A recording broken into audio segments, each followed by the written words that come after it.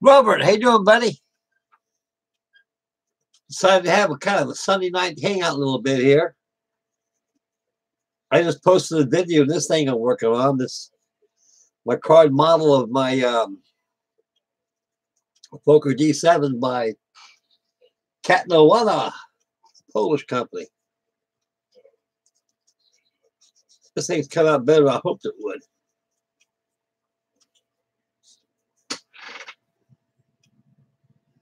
Oh yeah,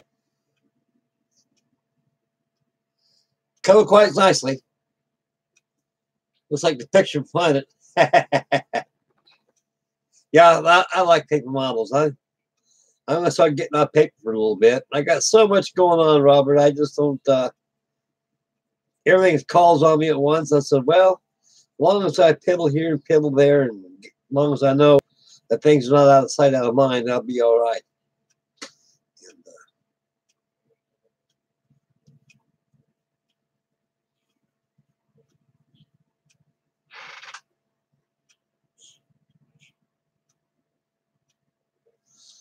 Russ down at Spoody's Hobby Shop. We got the 148 scale Blenheim bomber coming in. And he said Revell is bringing back a lot of old kits that they probably, well, just a venture to say, probably around 70 kits, 60 kits, 70 kits, 80 kits. I'm really hoping they can bring back some of those old ones back in the 1950s, like the P2V Neptune, the PVM Mariner, a lot of the old ones. Hey, how you doing there, buddy? Real fine there. Real fine. Sitting here working on my 133 scale card kit of the Fokker D7 triplane. I mean, not triplane, but the Fokker D7. And this thing keeps me busy on no end.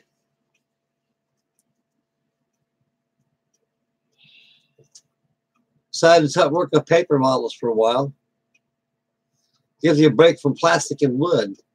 I got a lot of stuff calling on me.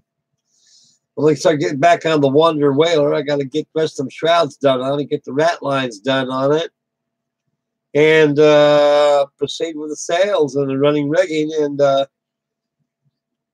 get her done so I can hop on something else I can finish up on. But right now, I'm going to kind of mess around with the Spitfire, the buddy build from Mr. Warren Blanche and myself. I've been working on the Spit lately. Oh, yeah. Oh, yeah.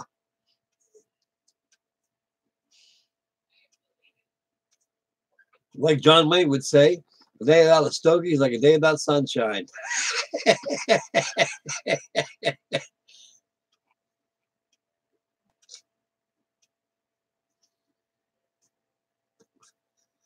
Yeah, I'll tell you one thing. It's getting very, very cold lately. You know, that winter's coming in now, and I got a feeling one of me have a white Christmas this year.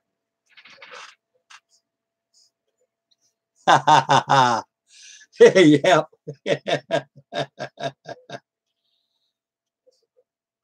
Yeah, I was with Snow and the crew last night with Colin and everybody. I had so much fun with those fellas, you know, just a lot like me. They got nothing better to do than to build models. It's their world, you know, my world too. When I leave work and leave I'm going outside in the jungle out there, I come to old Frankie Dayland. I'm in a whole different world, a world of sanctuary.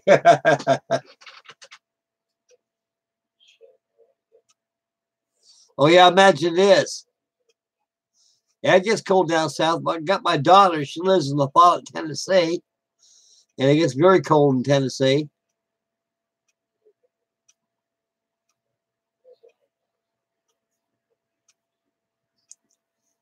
Yes, sir. Yeah, thank you, Great Model Zone. I appreciate that, sir.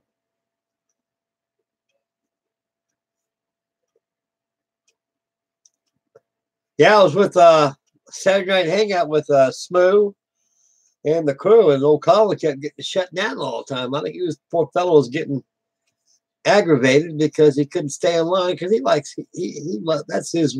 He's like me and everybody. He loves to be with people, and him and the Smoo, they're the peas and carrots. They get along very, very well.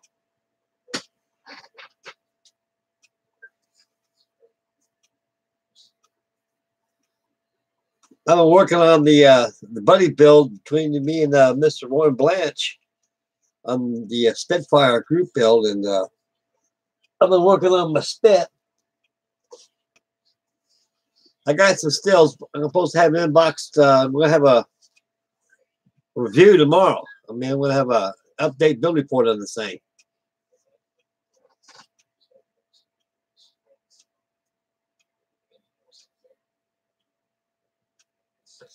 Yeah. I'm thinking maybe Google's playing games with everybody, I don't know. Maybe they don't like the bandwidth we're using or something. I don't know. It's like they'll say, there's always somebody out there throwing a monkey wrench right into the plan, It's terrible.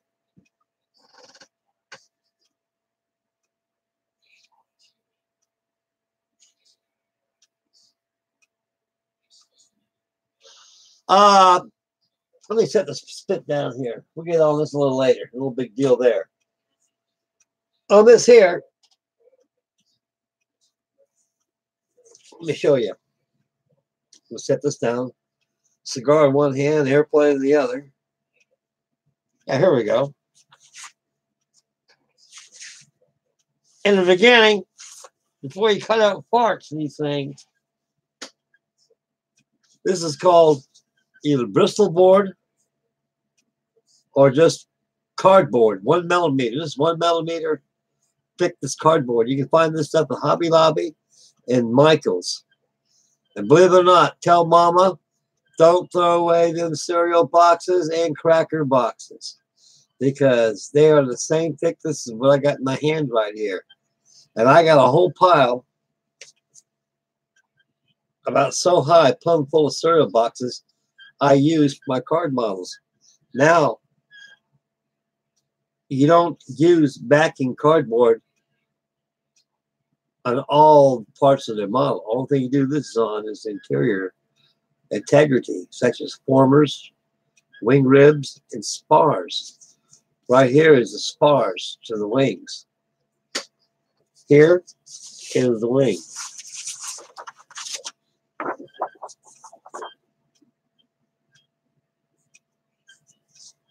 You cut these wings out and you burnish them, you fold them over very gently as you roll it over your frames.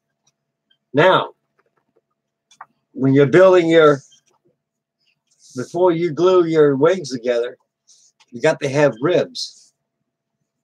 And here are the ribs right here. These are the ribs at the top of the ribs of your, of your spar, and the bottom spar on the bottom wing. These are your tires up here. You got to cut these discs out. I got a radio. I got a compass with a number 11 blade on it. I can turn it around and make a perfect disc out of that. Anyway, only time you use backing board is only for frames, wing spars, and ribs. Everything else you cut with scissors or number 11 blade. So, like I said, save those cereal boxes. You'd be surprised. With the expensive plastic kits coming into view, a lot of people go on the card models now. And I can see why. I'm like Colin. I've got over almost 1,000 card models, and they really don't hold up that much space. They're magazines, And like I say, when I get tired of building plastic for wood, I want to go on paper models, paper models. And they did build pretty well. This little squire's come on very well. I've done this thing for about 5 days now. Got this far on it. I'm starting to work on the undercarriage now. I love the paint schedule on this thing. Those little lozenges, you call them. World War One aircraft were very, I think the World War One aircraft are very, very colorful subjects. You know, some about them, the things don't get much to them. But that's technology of the day, you know. So anyway, we build card models, ships, airplanes, tanks, motorcycles. It's all out there. Your skeletons, your interior frameworks all backed up with 1mm cardboard. That's all you need for it.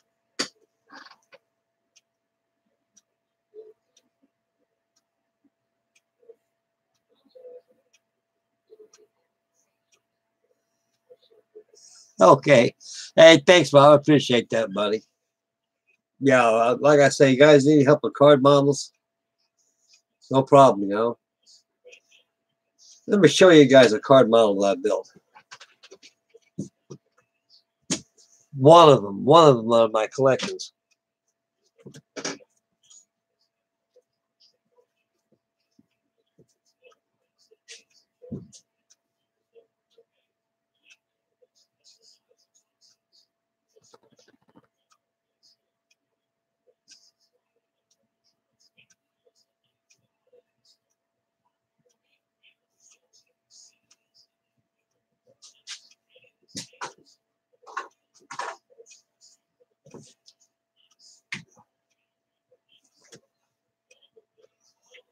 There's one. The old gunslinger. This is paper. 133 scale.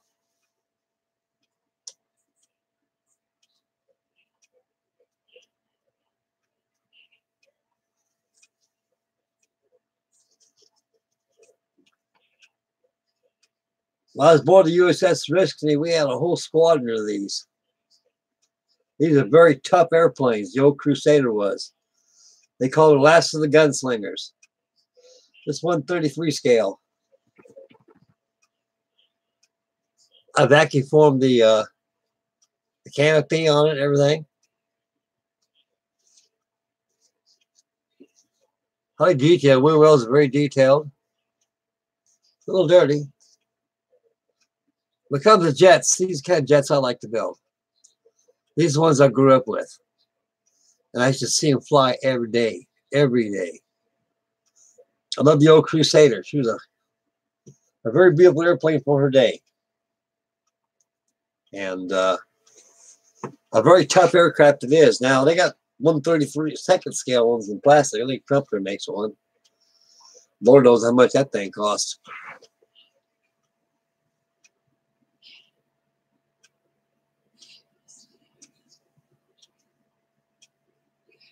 Yeah, thanks, Robert. Yeah, those card bottles, they build very nicely if you take your time on them. You could fool a lot of people with them things. You'd be amazed that people says, man, I can't believe that's made out of paper. And sure enough, you can't give it to them, they put it in their hands and go, wow. That kind of inspires them to go the building paper models. They used to be very popular at one time with the event of plastic coming to view and everything. It just it changed the whole aspect of modeling. And just everybody says, "Oh, car kits went out with a dodo," and they're a mainstay in Poland. They'll never leave Poland. That's the only place where you can get them in Poland. And once you surf the internet a little bit, you can find a lot of free pirate sites out there. You can buy them, download them on your files, and make a CD and take them and have them send it off. Free models. And like I say, for those that's you go for the larger scale, are very affordable, paper's it. And as you can see, they build very, very well.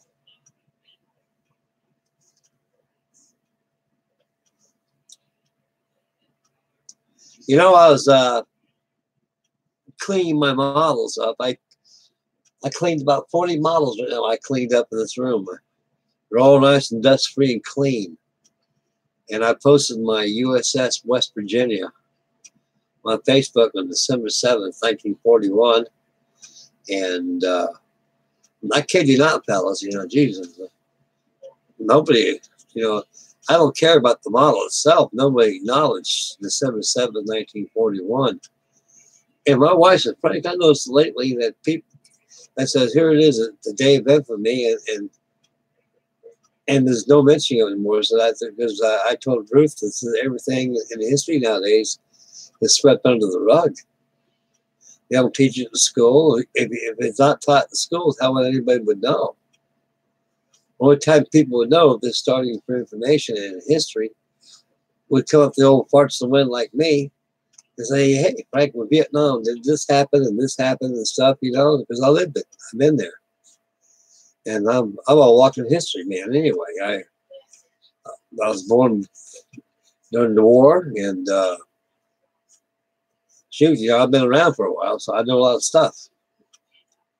And that's called wisdom. It comes with age. And history is a very important thing, you know. Regardless what country you live at, if you don't have no history in your country, you've got no future. And I think all young people should understand.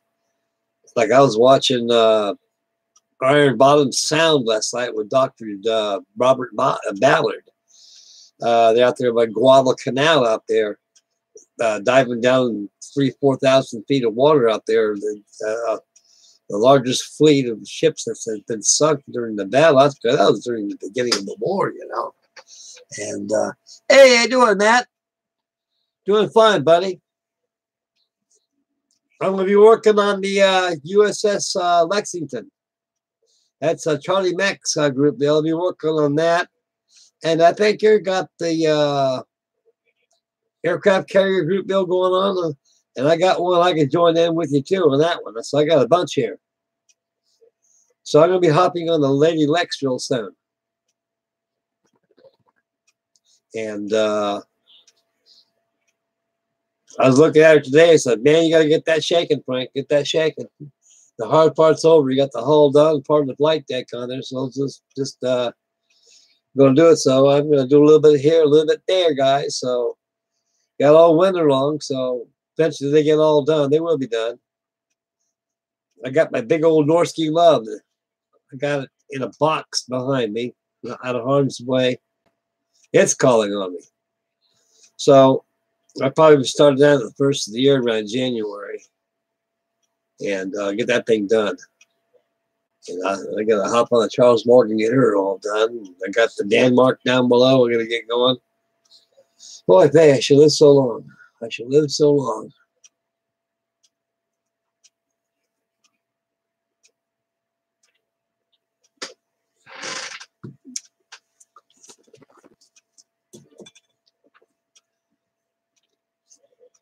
Yeah, tomorrow's the beginning of a week. Another thing I noticed too lately, not very many people got Christmas lights going. Man, I tell you, everything's getting wiped out of the picture. My wife said, Frank, says, people don't decorate for Christmas, so they can't afford it. I said, Christmas is just it's getting so expensive nowadays. It just takes all the joy out of it. It's good for kids, you know. And me, you know, I like the lights. So I got my whole living room looks like a Mexican restaurant. I got lights all around the ceiling, all over the place, and my wife, she loves lights. And then we have my kids come over on Christmas morning, and then we have a wonderful time. Yeah, check out the chat.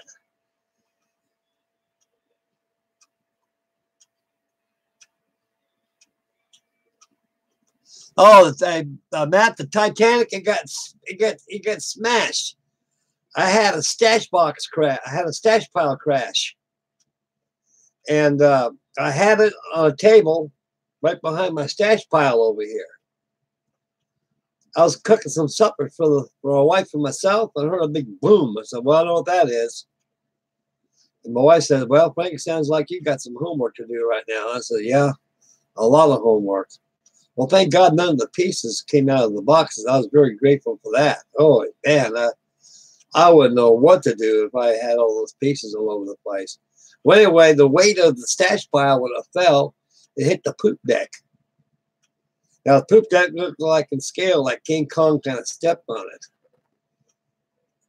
So what I did this. Feast your peepers on this.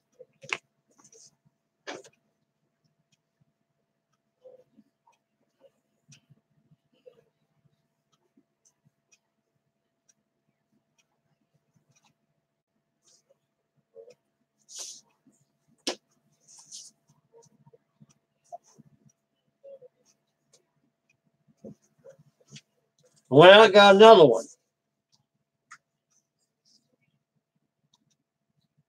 1/200 scale, same kit. This time I'm gonna have it laying on the deck like that and get old switch like it happened to it. That's my own fault, you know. I should have taken stock what I had, but like I say, just had things to do, you know, and so I'll probably start this on the first of the year too. So I'm glad I got that. I paid $73 for this kit. There's a place out of Florida called Aerial Paper Model or something like that. It's online. They got a lot of these old Gomex kits. So if you want 200 scale Titanic, get on your search engine, www.aeropapermodel. It'll show up right there, and you can browse through what you want and just take your credit card and pop, and they'll be shipped to your house for a week. They're very fast. It'll be in your house within 3-4 days. They ship same day. They get your money once that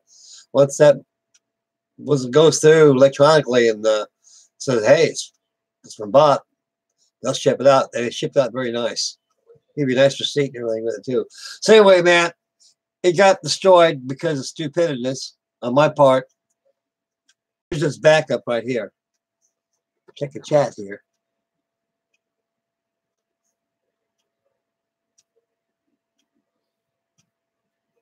Oh, wow, beautiful. 3 testers. Oh, yeah. Oh, yeah, this is a real nice kit. The guy that designed this kit put his all into it. I mean, the fit of parts are perfect the same. You got to put together precisely like the way it's designed. If you just go off track a little bit, you can fill the whole fit of the model off. That's one thing about paper models. You can't fill in paper with putty and primer and paint. It don't work that way with paper. So a lot of dry fitting and figuring out where you apply the glue.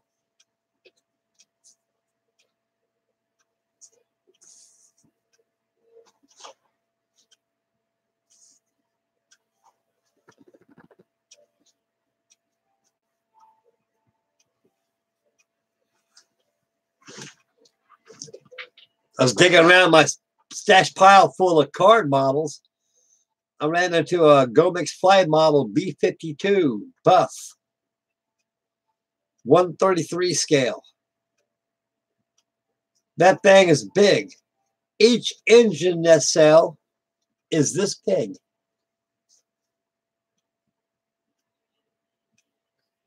The size of my fist and where my hand is at. 7 inches. 7 inches of engine nacelle. Wing cord, that thing is like that. It's big, huge. I also got a B29 too. It's the Monsoon Goon, the olive drab version.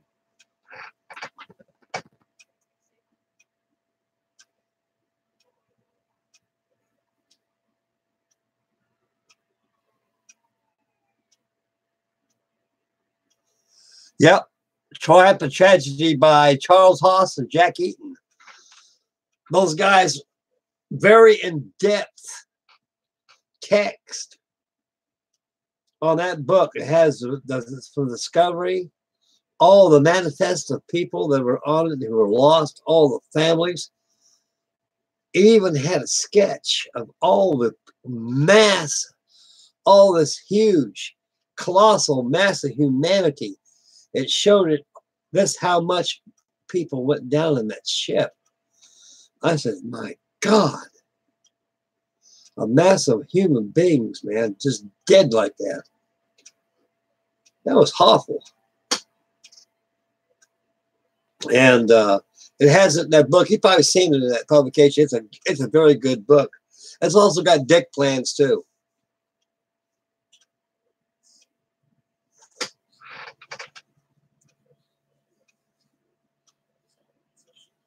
It's a very good book. It's about that thick.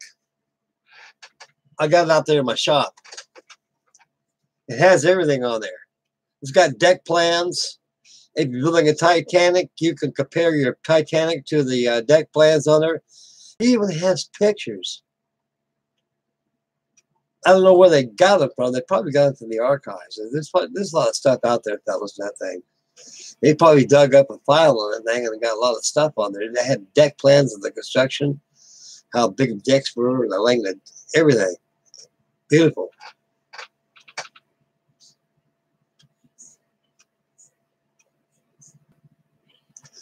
Well, I want to tell you something. In life, you got a lot of visionists out there. You have a lot of people who envision things. Now, I'm a visionist a lot. I envision the state of this country and the world that we're living in 45 years ago, what it would be like. Because I was always a thinker. I always thought all the time. I was always in thought, wondering, because there's a reason why I always was in question, and I envisioned how society today is by how parents raise their kids, opposed how my brothers and sisters, and way a lot of great people were raised with manners and family values. As people start slipping in family values, and their generation takes over, a lot of it's lost. And when a lot of it's lost, there's no compassion, humanity anymore.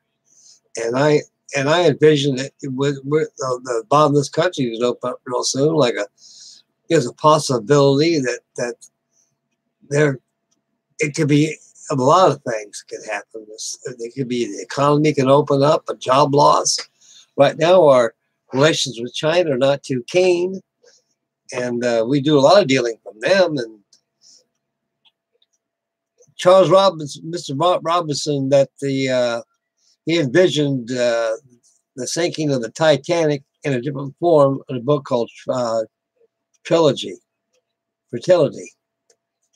the wreck of the Titan.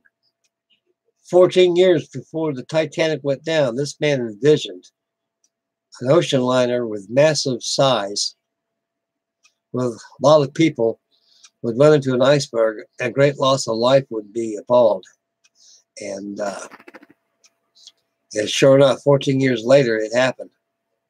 And there's a lot of people also envisioned that ship was going to go down too, because that ship was a Jonah. It already took 3 or 4 lives before that ship was launched. And that ship was just, it was condemned to sink. There's ships, there's a lot of stuff out there that's condemned to sink and condemned to founder, because not only by design, it's by too much engineering.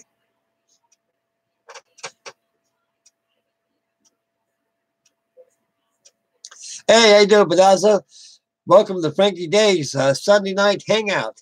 For all y'all tuning in right here, this is Frankie Day's Sunday night hangout with the gang, and I just got done making a video on my 133 scale Fokker D7 triplane behind me over here. Not triplane, but the regular biplane. Man, I keep triplane in my mind. Anyway, here it is for those of you who haven't see. I'm getting it all done. Got not too much more to go on though. A couple more days ahead, I think finished. But anyway, like Mr. Morganson, when he envisioned the sinking of the Titan, you know, both ships were almost similar. It was horrible. Yep. I'm farting around with card bottles right now. Like I said on the last on the whale ship Morgan on the Wanderer, I was gonna go ahead and do this and build this for you guys. I posted this on Smooth in the Dungeon, and I'll have it on the Airfix page too pretty soon. I'll be posting some pictures there on it, and I got a lot of stuff to come your way, fellas. A lot of card models, and get the Spitfire going, and I'll have a video of that tomorrow. But there's a lot of stuff. I got a lot of stuff here coming your way. And but as we got, I showed the new Robert a while ago and the fellas. I've got my F8U Crusader over here. This is a paper one here too. I think you may like this one too. I showed it to the fellas a while ago. Built from paper. I vacuum formed the cockpit. And the old gunslinger. She was a pretty airplane for a day.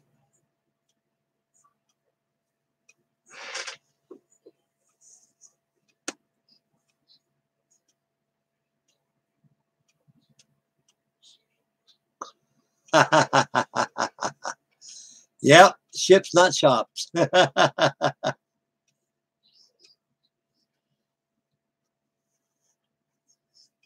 Yeah, thanks, boss. Boss Gaming, thank you, buddy. Thank you. Yeah, it's so warm back here. It's my little man cave back here. I really enjoy it.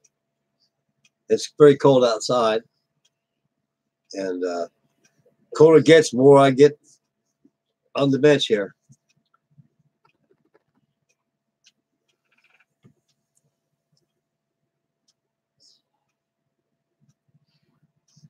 Yes, it is. It's a good kit.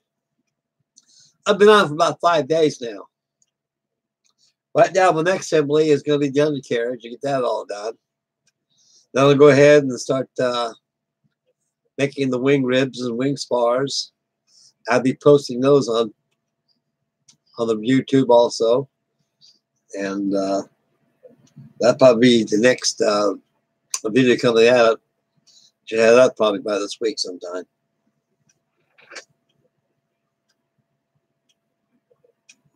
Oh, yeah. Now, that Templar 1/200 scale USS Arizona is a very wonderful kit. Now, I don't know how far you progress on the construction of it, but you can make that thing radio control too. The way they designed it, they didn't tell you. You can tell how it goes together. Well, that catapult number 2 on the main deck, not a turret 3 on the main deck aft. You pull that catapult there, and there's a screw right there. You unscrew that. Also, turret number 1, you unscrew that, and the whole hull, the upper hull, will separate from the waterline. And you can see where there's a placement or for a gearbox, like 4-to-1 ratio, driving 4 screws. You put all your radio in there. Put your hull back in, take out the screws, on the way she goes.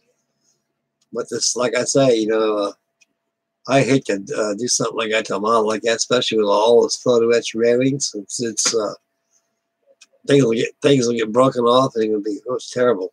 Let's just leave the railings off. But I've seen guys make radio control jobs, and they work very well in the water. Look very nice too.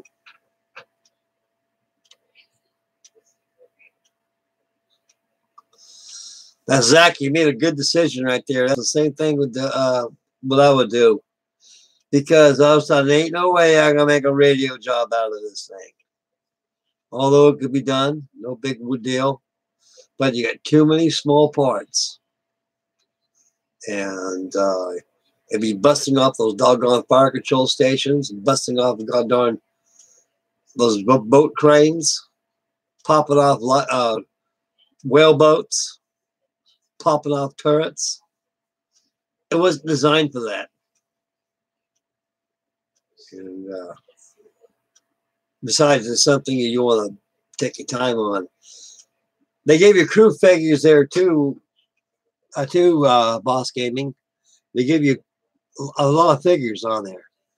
They're a little bit too tall, a little bit too big, because those guys look like they're probably about 8 feet tall. It'd be because them things are a little out of scale, but they're effective. They're very effective.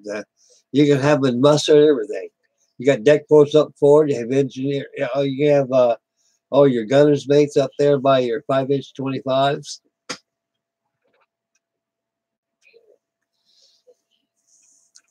And there's an option too.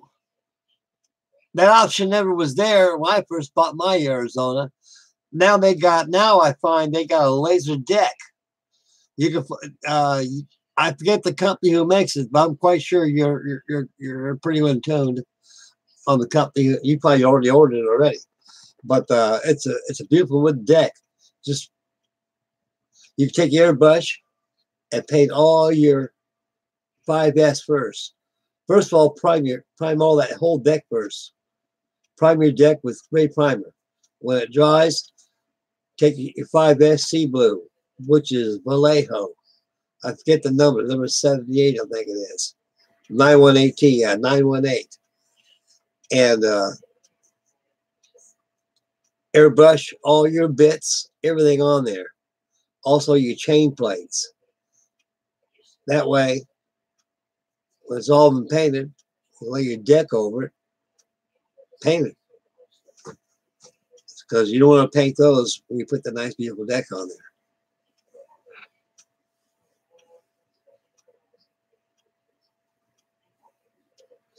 It's pricey. Every time you add on an accessory to those things, it's more dough. And you got to have, and you have. Nothing wrong with that. But I wish they would have had that when I built mine. After I completed mine, then they came up with that deck. I thought, oh man, if I would have waited, I could have got me a deck for it. I don't know, might buy me another truck for 200 scouters. I'll call it the USS Pennsylvania. Her sister ship that was in dry dock at Pearl.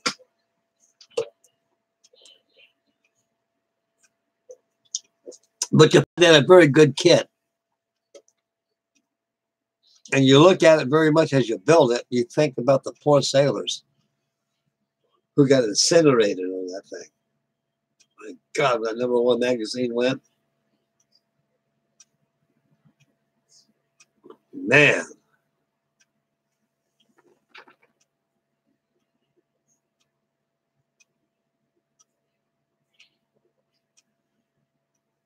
Man, I want 200 scale USS Hornet. I've got a one.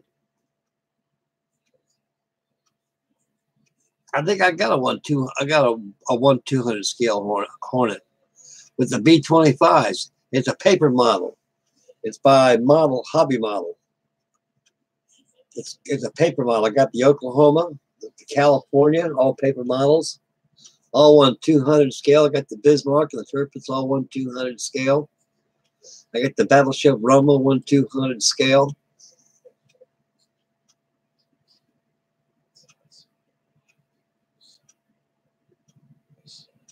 Titanic 1/200 scale.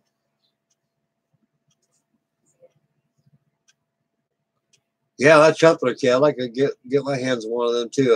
I bet that's a more $400 or $500 model.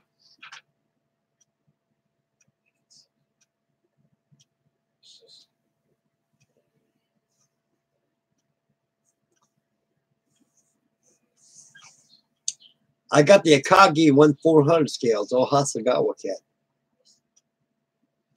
And I think it's a 1970 or 71 kit. I think it's a 70 kit. Comes with an electric motor with a gearbox that can turn 4 screws.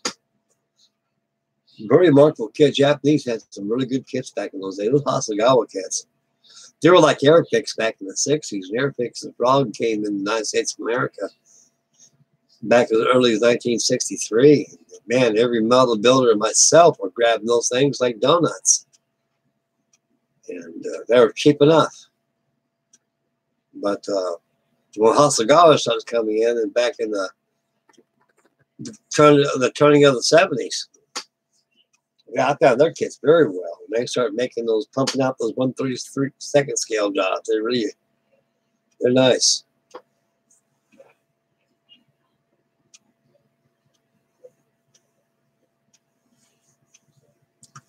And one good thing about those card models, especially 1/200 scale, you can buy photo etch railings put on those things. And I've always pushed that. But I'll tell you one thing, those card models, especially building on the ships, they come out very nice, very well.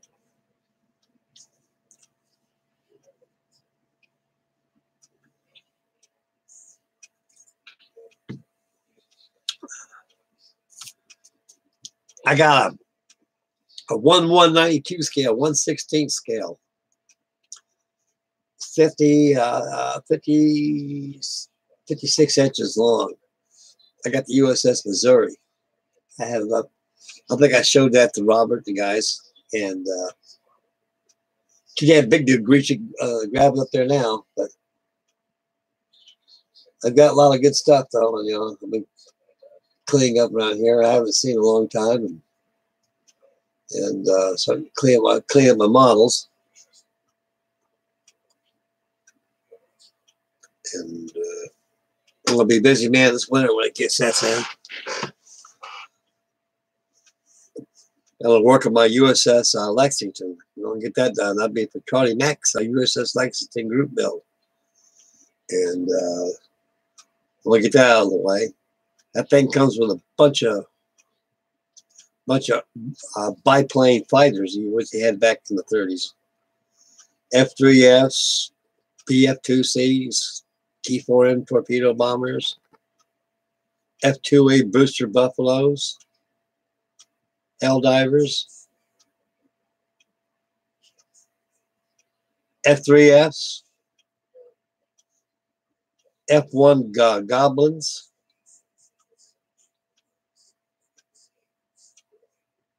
NA-6s. That's about it. Early carrier wing, all yellow wing aircraft. Just Models Garage. Hey, how you doing, buddy? Welcome to Frankie Day Sunday night hangout. And I know I'm kind of truant a little bit for I should have been that last week, but clean work and taking care of honeydew lists and getting this house in order and everything, and working on these things kind of got me behind. So I was like, what the heck, I'm going to say, what the heck? I'll just go ahead and make a hangout tonight and get the boys together, and we'll have a nice, joyous night tonight. And I'm having a blast.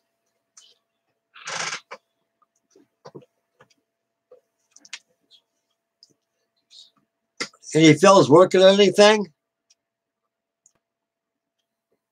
What are you working on there, Jeff? You got anything shaking down, buddy?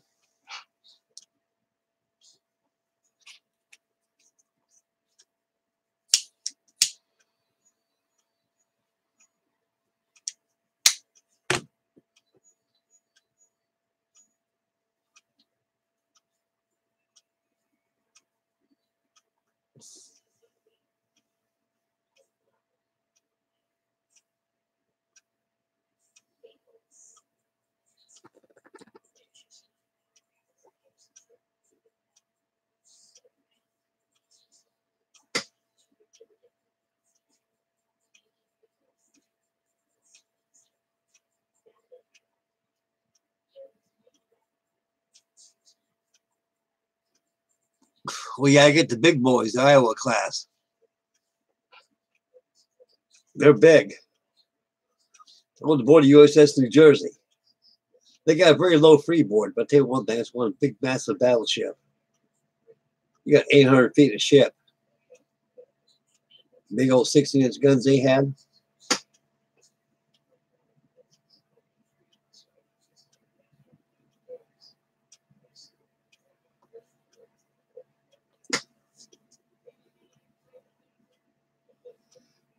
NASCAR build. Oh, okay. Yeah, I think I've seen that on the tube. The cancer awareness group build.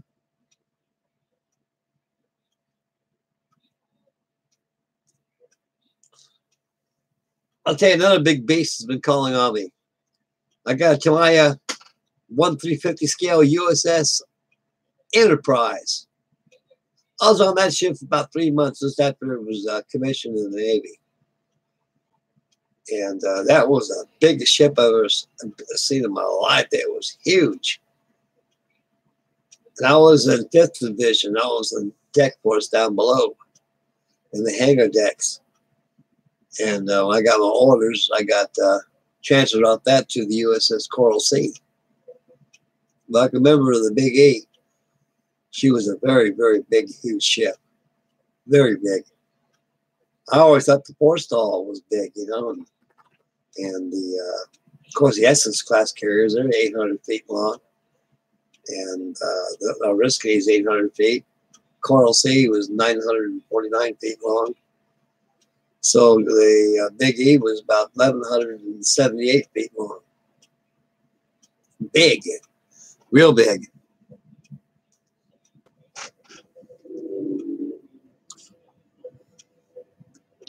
Had a lot of good aircraft on there. It had the Crusaders on there, F-3H Damons, A-4 Skyhawks, AJ Vigilantes,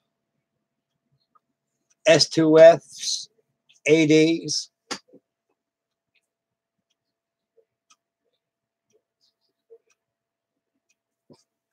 Cubans. That's because Cuban cigars. I get them from Havana, Florida. Not Havana, Florida, but from Tampa, Florida. It's a place called Thompson Cigar Company. And they get these Cuban cigars from Cuba. And they come 50 to a box. I think I paid $160 for 50 of these bad boys.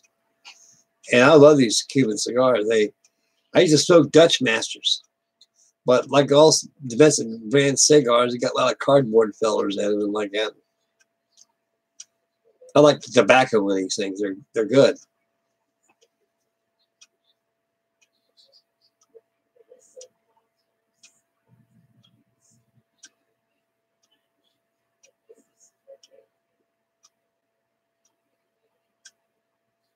There you go.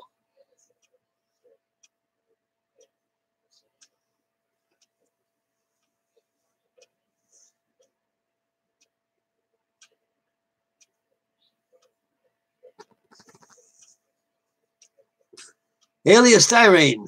Good evening, buddy. Welcome to Frankie Day's Sunday Night Hangout. And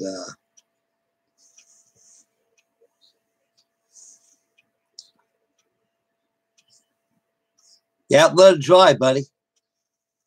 When you're working models like that, guys, you got so far you go, put it aside. Get it tomorrow. Work on too much, you make mistakes and you get fingerprints on your paintwork, and you won't be happy.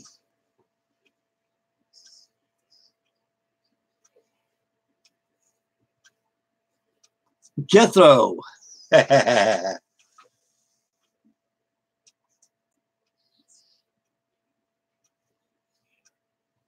I got 20 fellas watch me. It's pretty good. All 20 of you guys, I'm all honored for you to be here tonight. And sit there and chat a little bit. I might fart around my focus triplane with it, get something going on it. And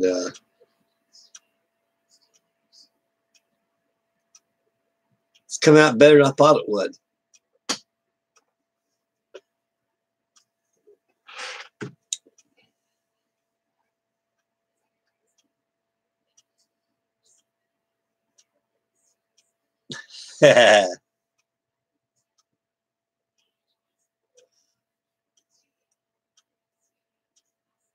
Hello, Kenya. Tell her hi for me too there, Matt. God bless her heart, buddy.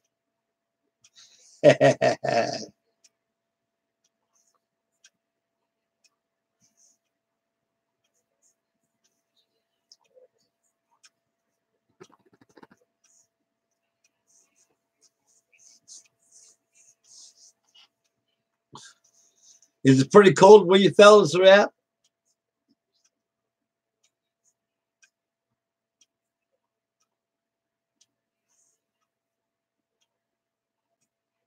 It's about 20 degrees out here right now. It's supposed to get more colder tomorrow.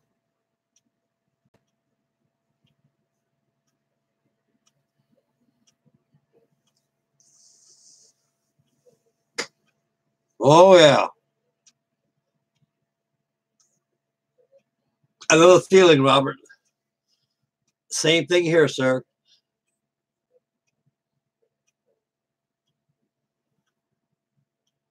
Man, 18. Yeah, that's north. That's north from me.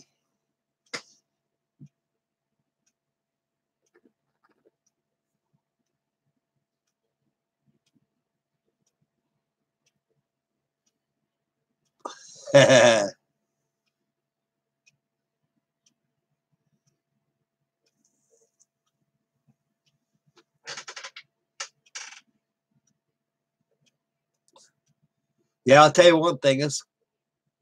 We're gonna have a doozy of winter this year. I can see that. 4 Celsius. Wow.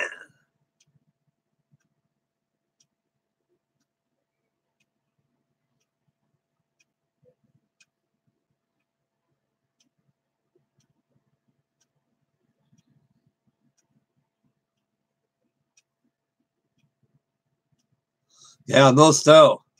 Now that snow we had, I had a head-on collision. Hit this guy. Guy pulled out in front of me. He was talking he was watching his iPads. Every time I see snow, I ain't gonna go out on that road for nobody. You got fools out there and one of these. Now, when roads get too apparent like that, I stay home.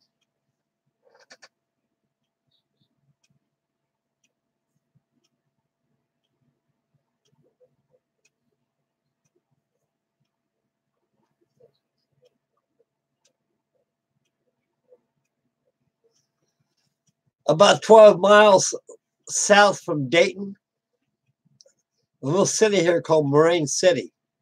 Very small. I don't know what the population is, not very many. But it's about 12, that's about 12 miles south from Dayton.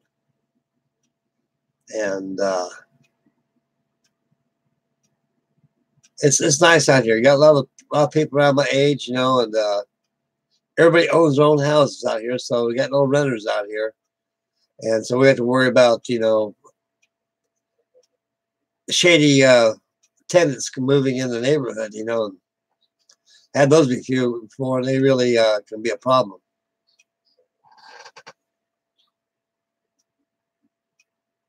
Oh yeah, that's south. Yeah, Warren. That's at the Butler County up there. Yeah, Butler County, Warren County, Butler. I know it's up there by. Yeah, I know where it's at.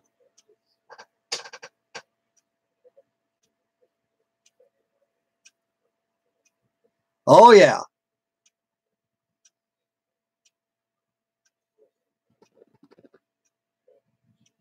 Yep, that's right.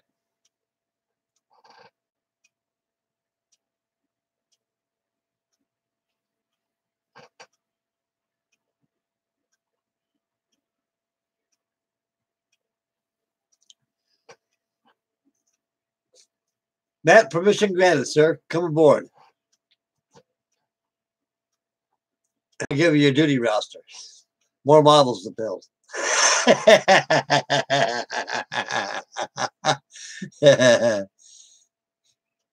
What are you working on now, Matt? You got the ships you're working on now, buddy?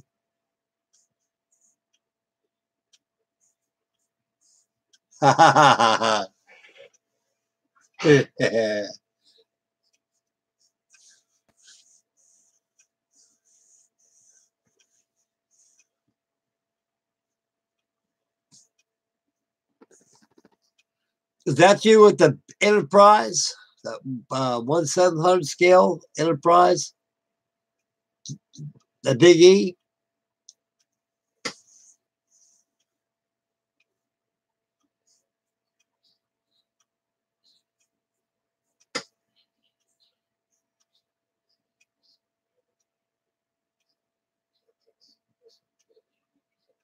Oh, yeah.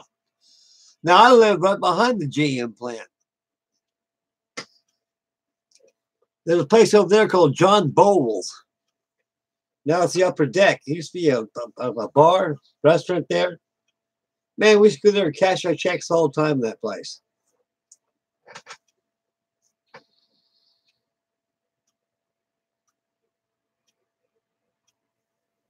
Yep.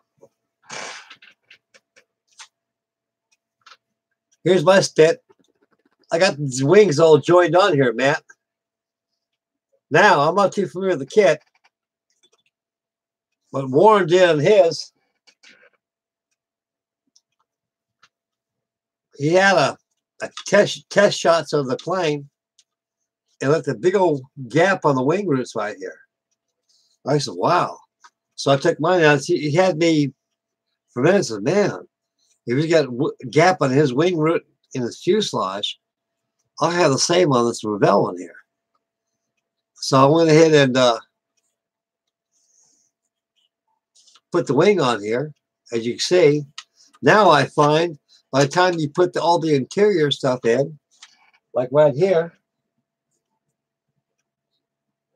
I got to prime this and airbrush it. That's the interior. That fits inside here.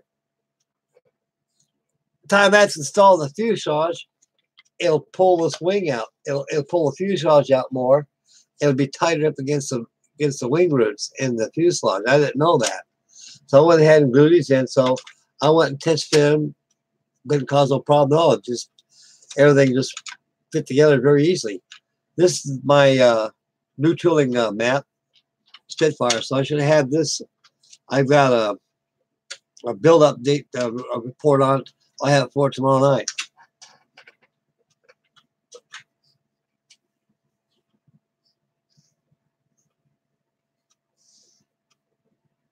Wow, the victory. Johnny, how you doing there, Johnny?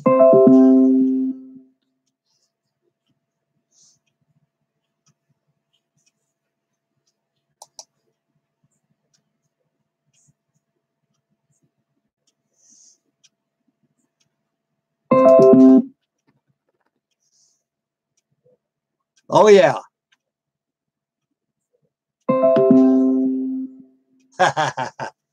I'll be here. Yeah, that Heller 1/100 scale victory. I got that kit too. And I got one that I built. Now, just for suggestion, when you're building that thing, replace the yards, the mast, the bowsprit, the spencer mast, the spanker, the gaff, stunt sail yards, all yards with wood dowling. And you got to put a taper to them. Save your mast caps, save your trestle trees, save all those. All the mast parts, save. The mast itself, yards, pitch it. Let me tell you what. I don't know what kind of plastic Heller uses, but it's brittle. It's not forgiving like this, like Airfix plastic, Revell plastic, and monogram plastic. You take that plastic, it'll snap like a twig. If you got your yards there in place, you're over there rigging, hit that yard will snap on you. Do you like this? I just rigged that damn thing.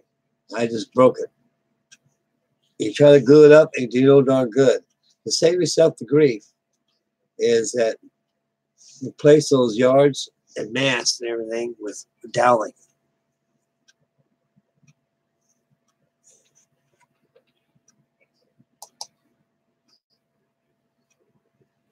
And you'll be okay, buddy. You'll be okay with that victory.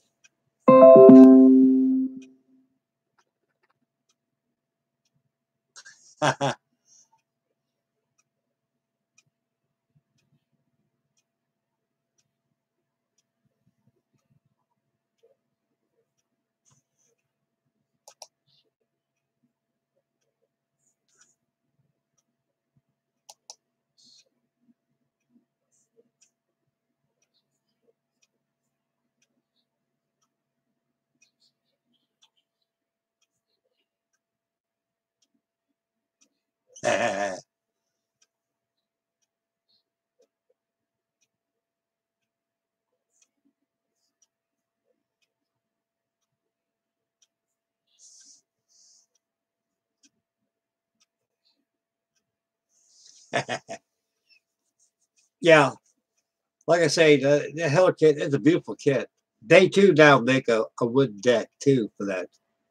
You can buy maybe a couple $100. I don't know, but that's an excellent kit. I tell you that it's a beautiful kit.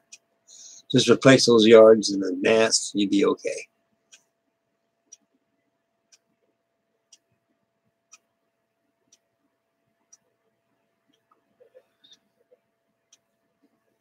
Yep, there you go, Dean. I'll set you straight, buddy.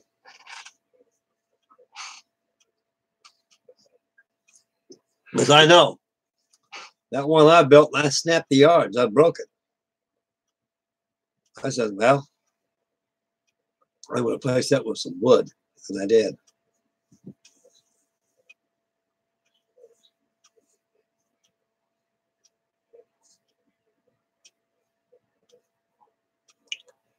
There you go. That's one thing I need to muster up on, learn how to start painting figures. Some of those guys out there, their figure painting is a work of art. I don't know how they do it. They're an artist. Now I'll tell you another fine guy that really does excellent work is Gilbert.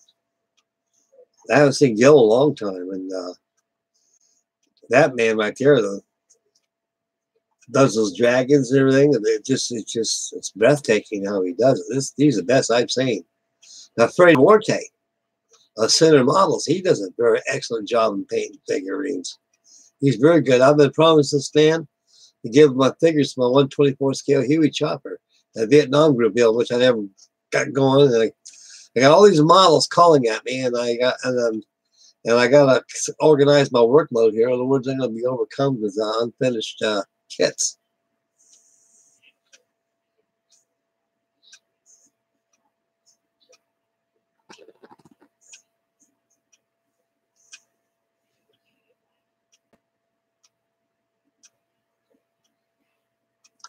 Man, the only place we get the CSS Alabama's on eBay.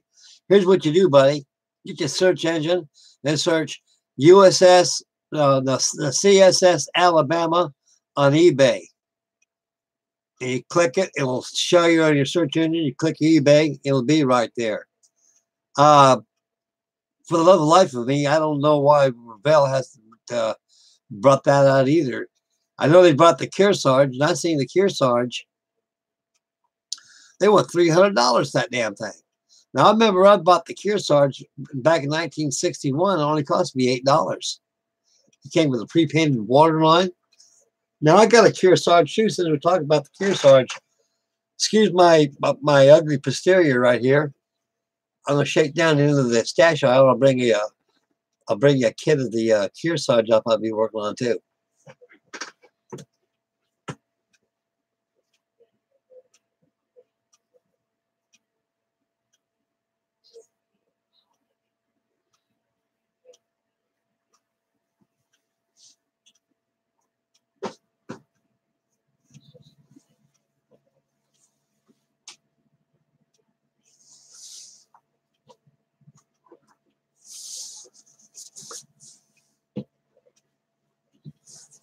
Here we go. I had this kit since 1963. This is a Kearsarge by Sterling Models. I paid $15 for this, brand new. And it's still brand new. I took it out of my stash pile a while ago. Like I said, I made an inventory last night. What I've got, what I don't have. I got more than I thought I got. I found stuff I not even had. And to me, that's a good thing because it kind of surprises me. I feel like it's Christmas time for me. I open up a package I haven't seen in a long time. And there it is. Something's popped out. They give you a wooden hull. This is 1/8 scale. It's same size as the Revell one.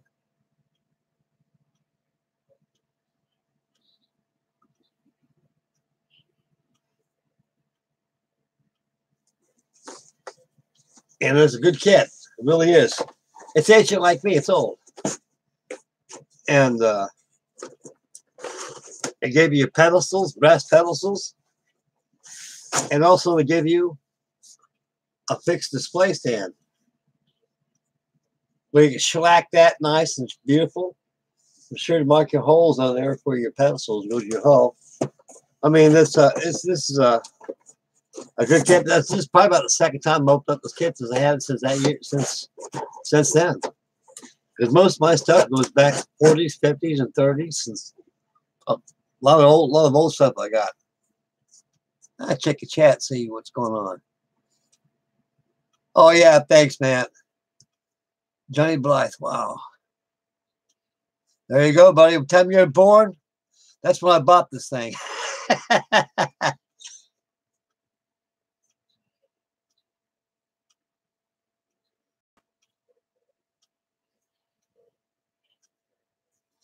Yeah, it's basswood.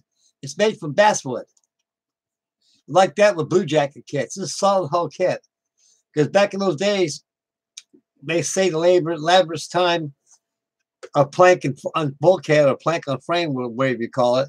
They made solid hull models, marine models, which are true models, Blue Jacket kits, A.J. Fisher, Sterling, and model shipways, and the Bliss Model Company. They made all these solid hull models, which made it very easy to do. I use carve and paint and prime and everything.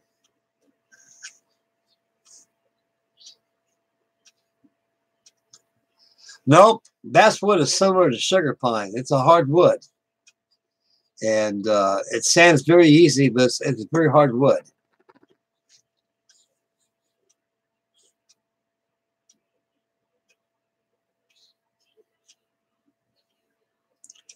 Yeah, 1963 was a interesting year. How things changed. The death of our president we had, and when the Beatles they came out, and the whole world started to change from there on. That was when the world changed. It was back in 1963. Oh yeah, a very good wood for carving. So that's my Kearsarge. I don't need no Revell Kearsarge. I got this bad boy right here. It's good enough for me. I'm going to probably be building this real soon. We may get a Civil War Kearsarge and CSS Alabama group build going on. You never know. If it does, this would be an excellent subject to bring out to build. And with it being a solid hull kit, it should present no problem of building time-wise. Well, this is a nice kit. And I had it in my pile of goodies back there. I had no idea it was back there, you know. I got stuff back there. I just don't. And I found another one too, just like it. Excuse me, be right back, guys.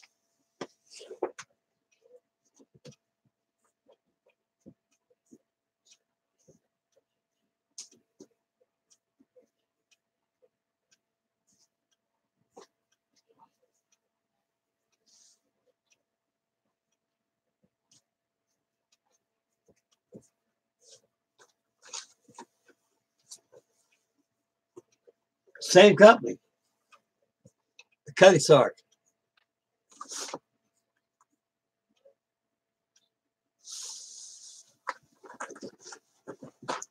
The scale of this thing is very cockeyed. 1/4 inch equals 2 foot 11 inches. See, like me, this thing is more of a 1/16 scale. She was 100 and something feet. And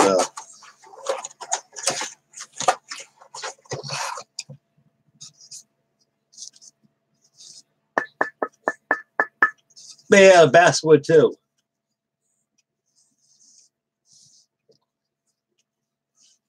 This is all got to be sanded down. These are called knucks. When they got a duplicating machine, they lay this right here, lay this hull here, you got another one here. When the guy is routing, you got your other hand over here, your hand's following the routing on the other machine. And you feel right across here as you route, you make this hull. And there are these knucks here. You got to make center lines on these things. Always mark a center line straight from the transom all the way down to the knuckles, down to the keelson. And the same thing on the bow. Then your card to shape. They got hull stations on these here plans. You make templates. You lay them up against your stations on here. What you do is you get the perfect shape of the hull. So there's a little work to do with these little card hull jobs. Anyway, I found that too. It was sitting right next to the the Kearsarge too. And give you a nice stand, just like the Kearsarge. They probably will float, I bet. I don't know if they float up to the water line, but I bet you they will float. Heck, I used to make pond sailors like that before. I used to make clipper ships out of, I used to carve those hulls. I had the mast on the yards. And they turned very easy on it. I made little carols on there when they turned. When the wind would catch it, the mast would turn with the sails. So I made sure that the sails were glued to the mast with the parrels. But the mast itself, I make sure that it turned. And when the wind would catch one way, it was really remarkable. I did that as a science project one time. That shows you how I did that to check the direction of how wind would blow, I found out it blows all different directions. So anyway, this is no surprise that I found. I keep digging around, I may find something else I haven't seen. Anyway, I'll probably build this one of these days, but right now I got too much on my belt right now.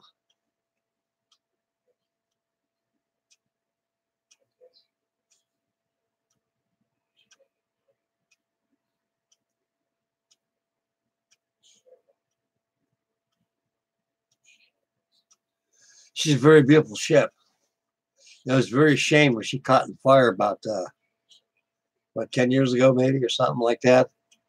Man, I was broken hearted when she went up in smoke like that. Oh my God, that's thing was the greatest. Last of the T clippers, up in smoke, but they got her back in shape again.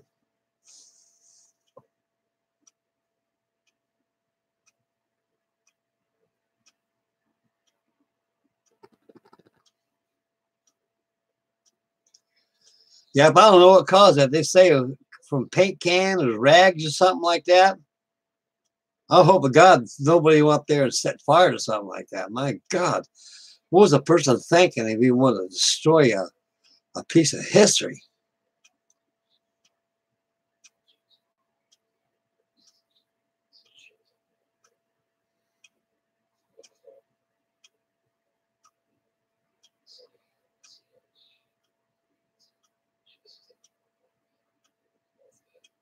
Yeah, but as I did a video on the Cuddy Socket, the Rovell one, the 1959 kit. I made a video on that. That came out very good.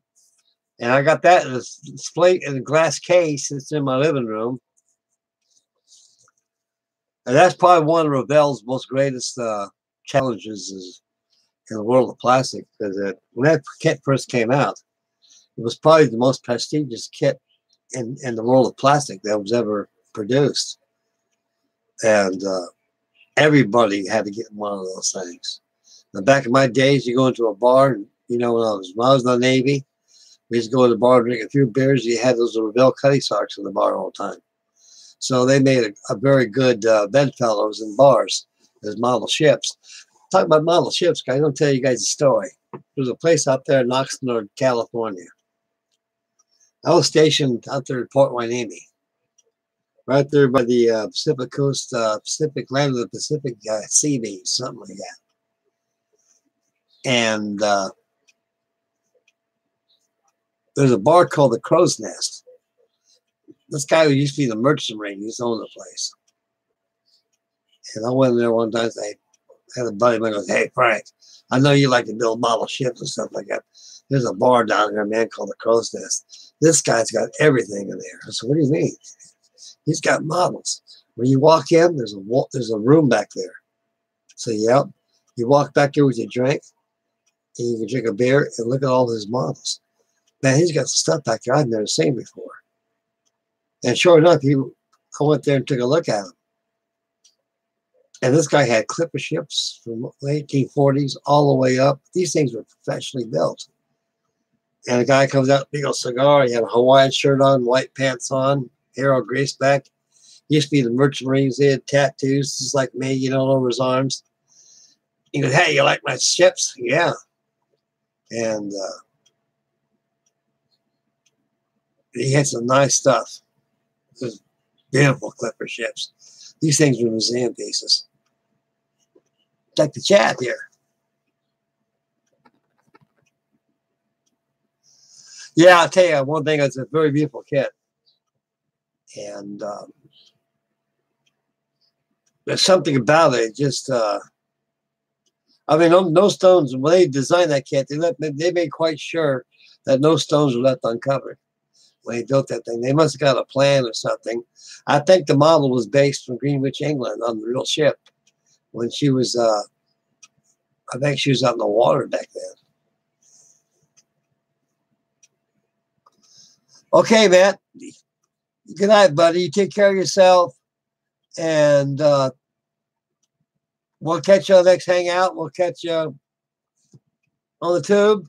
Take care of yourself there, sir. And take care of yourself, buddy. Thanks for tuning in, man. I appreciate it.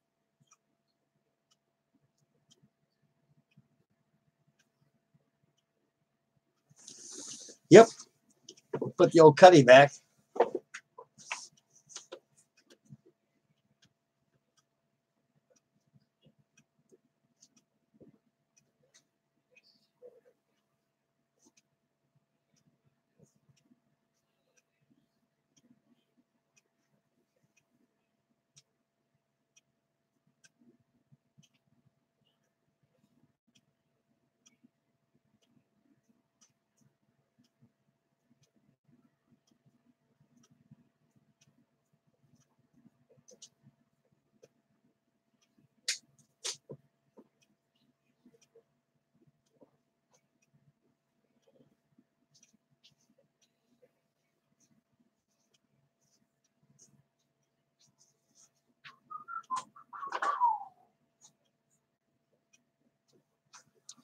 Yep.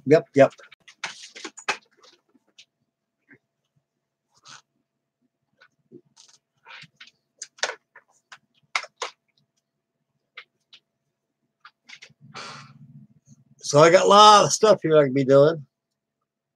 And keep you guys busy and me busy too.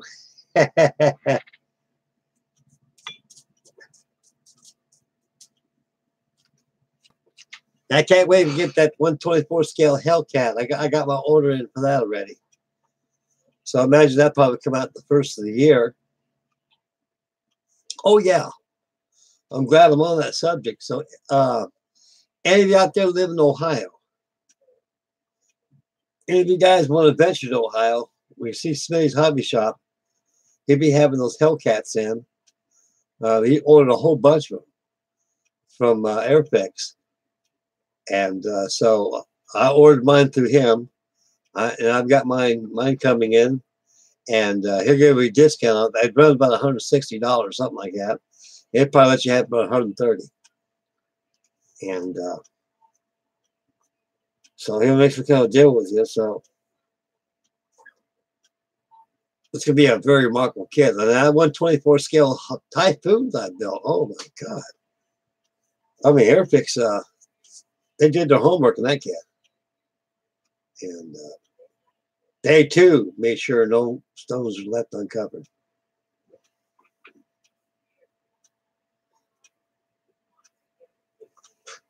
These Cuban cigars.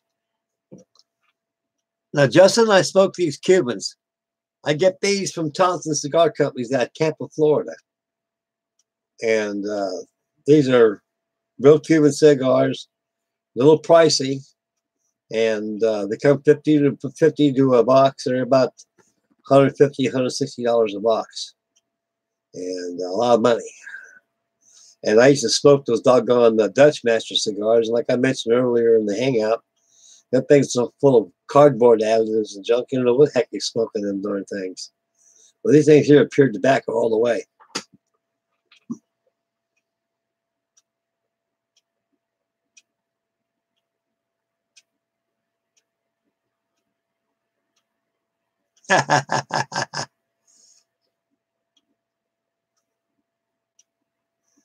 Oh, yeah.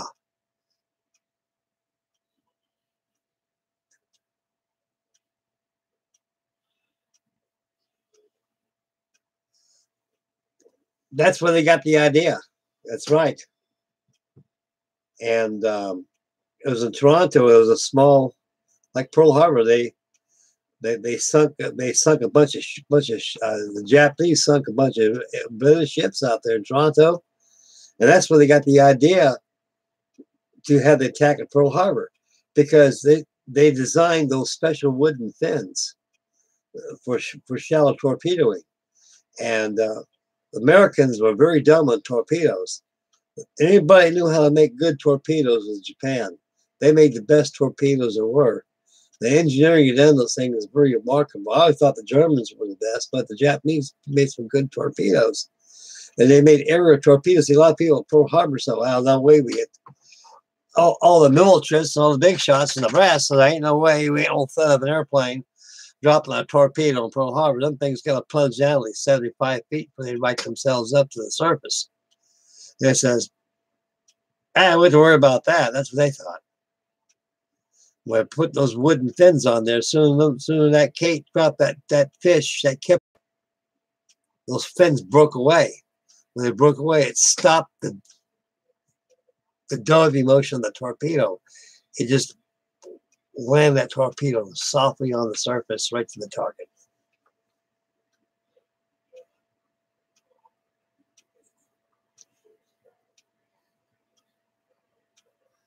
Permission granted, Bill Drat. Permission granted, sir. Come aboard, buddy.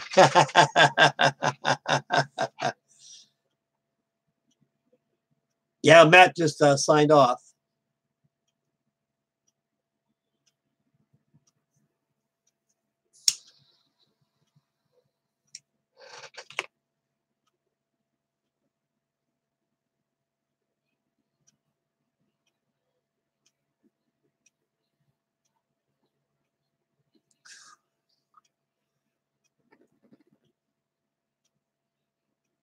Okay, Piazza's understood, sir. You take care of yourself, man. And thanks a lot for tuning in for my Sunday night hangout. And get some rest. And take care of yourself, buddy. And I should have another video on the D7 probably by this, maybe Friday. And I should have it done by a couple of days anyways. So right now I'm just burnishing the fuselage on her. Good night, buddy. You take care of yourself. Thanks for tuning in. Bill's Rat doing great, buddy. Building a Fokker triplane. I mean a Fokker D7 right now, and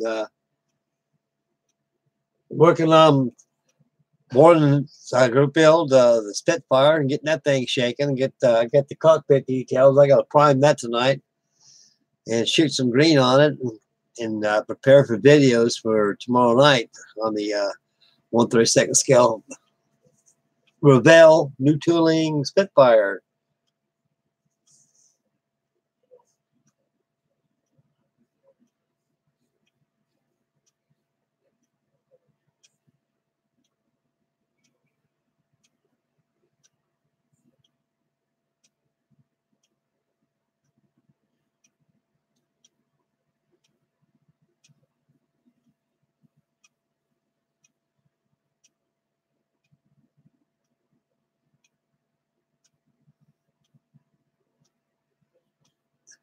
Yeah, Bill's Rat. I'm going to go ahead and I got that 1/300 scale USS Lexington. I was looking at it today, so I'm going to bring it out, start working on that this week, and then get that thing going towards the group build, and get some videos of that going on.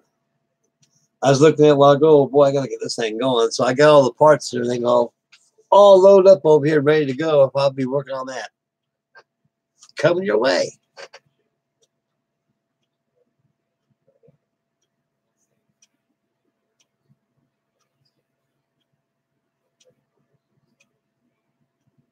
It's okay by me. Matt Hill Models. Yes, sir. Matthew, you're darn right. It's okay by me. Going in, bring yourself a Lady Lex out, buddy. It don't matter. 1939, 1940, 1920.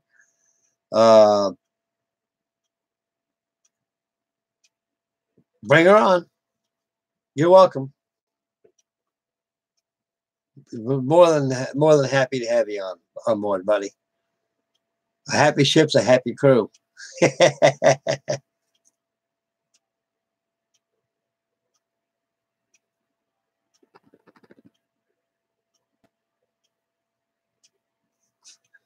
Yes, you can, Matt. Yes, sir. Yes, sir. It's not too late, buddy, because I'm bringing mine out. Mine's coming out this week, my Lady Lex. I'm going to start getting her going. She's calling on the big time. Yes, you can. Get yourself a Lexington if you got one in your stash. Bring her out, get her keel laid, and start putting the skins to her.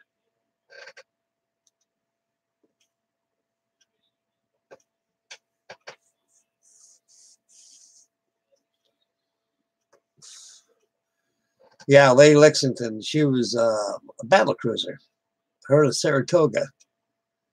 During the Washington Treaty Program, they say, no, we don't need no more battleships. We need no battle cruisers. This thing is big. What are you going to do with it? Well, I said, hey, we don't have too many aircraft carriers. Beautiful. Let's make aircraft carriers out, and that's what they did.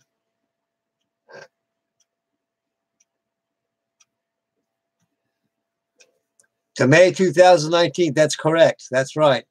Well, my Lady Lex, it should be done way before that because I'm getting on it this week.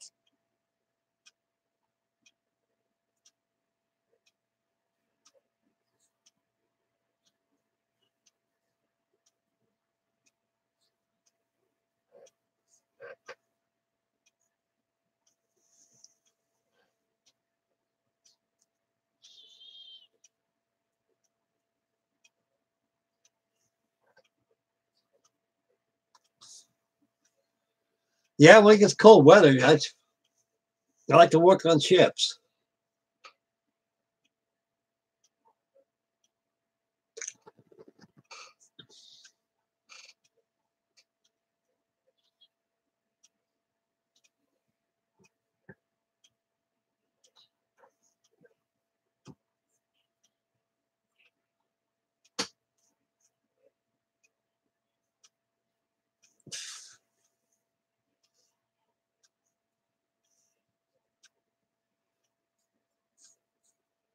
Thank you, buddy. I appreciate that very much.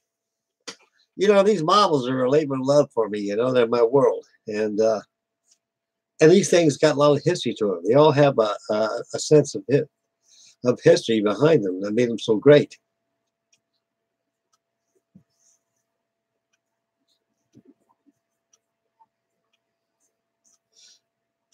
Yes, they do. The big Humvees, tanks, half tracks, Gomex Fly models make those. Hobby Model makes those. They make armor too.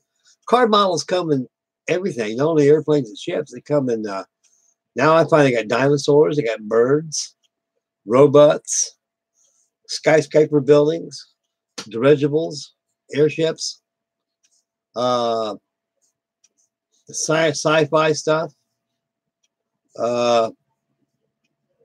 Yeah, they make tanks. I've seen it before. One guy had I think he had a Super Tiger he had, and King Tiger. King Tiger, that's what it was. King Tiger tank. It was made from paper. And each one of those treads right there were made out of paper. Each one of those, they had linkages on there, hooks up those treads, had 8 parts each one of those things. You had to cut those out. You had to punch hole a bunch of, make a bunch of discs, put holes in like that, run your wires through there, and the track actually ran, had sprockets on the drivetrain. Man, you can do anything with paper. You can turn paper into plastic. All you gotta do is use paper. This stuff right here. You can turn that paper right into plastic.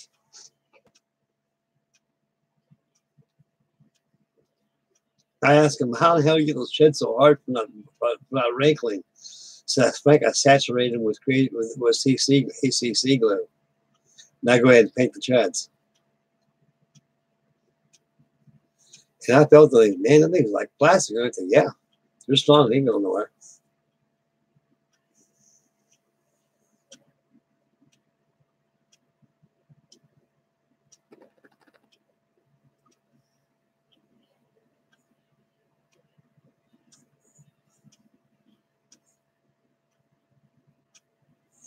Yep. Yep. Plank and frame. Most of my ships are plank and frame. I work on since my big wood jobs. Like Isabella, my big old Spash guy, I think I did 20 videos on that. That's no Billings kit. I had that thing for, oh, good God. Since late 1950s, somewhere around there. And that's all plank and frame kit. My Lurleen over here, that big old that Matson liner, that's all plank and frame.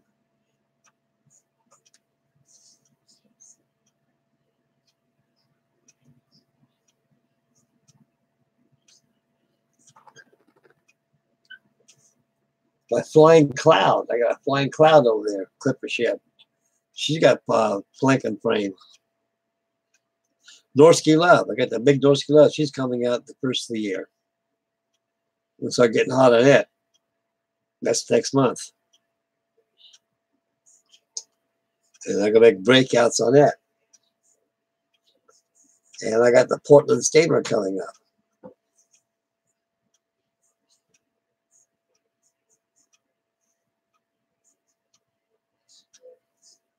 Yeah, that's the good Lady Legs. I got that too. It's the mahogany colored flight deck. You got your air wing is all yellow. I got that kit too. I got 2 Lexingtons. I got the 1/350 scale, 1942 by the time she sunk, and also when she was probably late 20s, like to me, 30s, early 30s, and then late 20s. And she was painted in a peacetime color.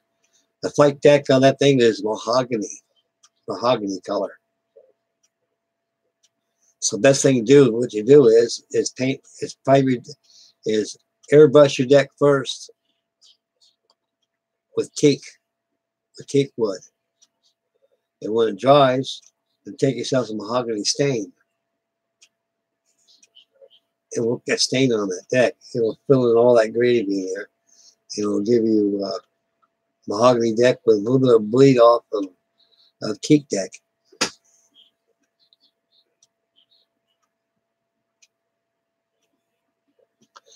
Yeah, she was. She had very beautiful curves because she was actually intended to be a battle cruiser. She had 2 funnels. You had your cage mast fire control stations, fore and aft.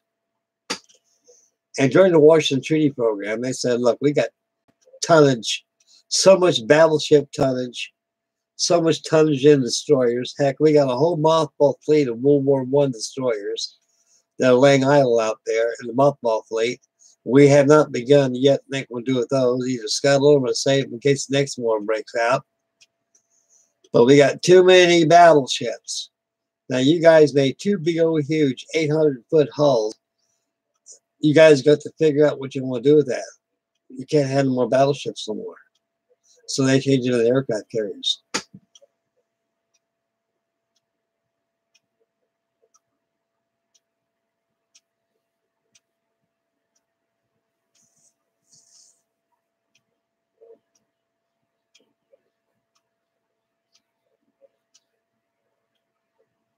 USS Phelps. I think that was a 10 can. I got that blue jacket. That's a 4-piper. Flush deck destroyer. Oh.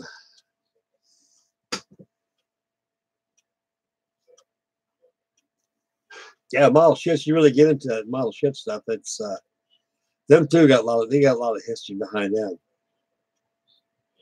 and you'd be surprised, especially ocean liner models. They're the greatest people in the world, famous people used to travel those things. Like the Queen Mary, for example. She had a lot of people, the most famous people in the world travel on her from England to the States.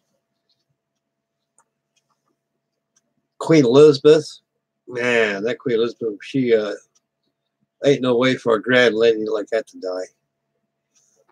Burned up, end up in Hong Kong Harbor. There's probably still a little bit left of her in there. Yeah, Porter class DD, yeah.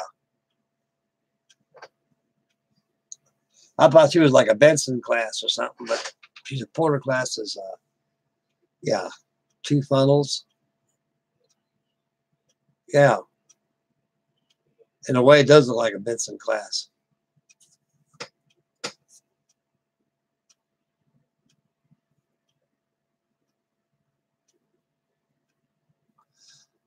Oh, yeah, Johnny. I build plastic models, too. I build them all, buddy. Plastic, wood, paper, don't matter. There's something here you'll see every day. This is my pig boat. Submarine, American submarine USS George Washington. First of the ballistic class submarines. This is an old 1963 wind wall kit. I think it's in the scale of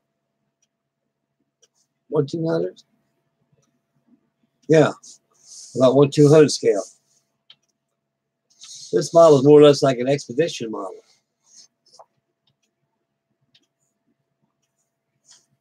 And what I like about this is that this thing is educational model.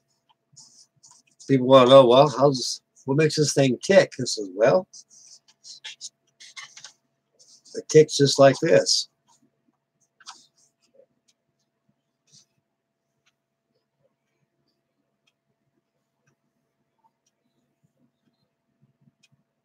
My daughter got this for me about 5 years ago. I think it's for my birthday she got it for me. And I had no idea this kit was still in production. Well, Windball molds were surrendered to Revell. And Revell Model Company took it and they sold it as this. Of course, Revell made their own, similar to this, which I never bought for. So this is no Windball kit. And this is one of the early submarines that we had, nuclear powered.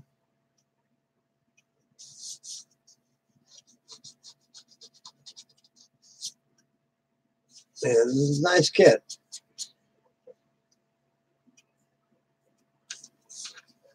And like I say, you just fold it up. There she is.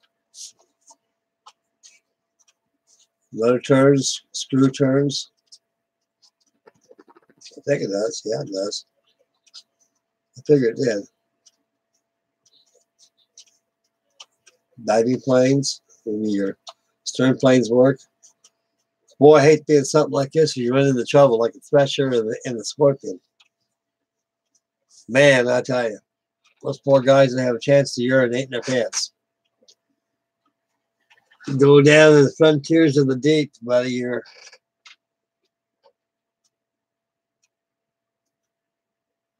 done. Yeah, I got the U-boat. Same thing up there. It's a Revell on 1/72nd scale, U-547, class 7 boat, V7 boat.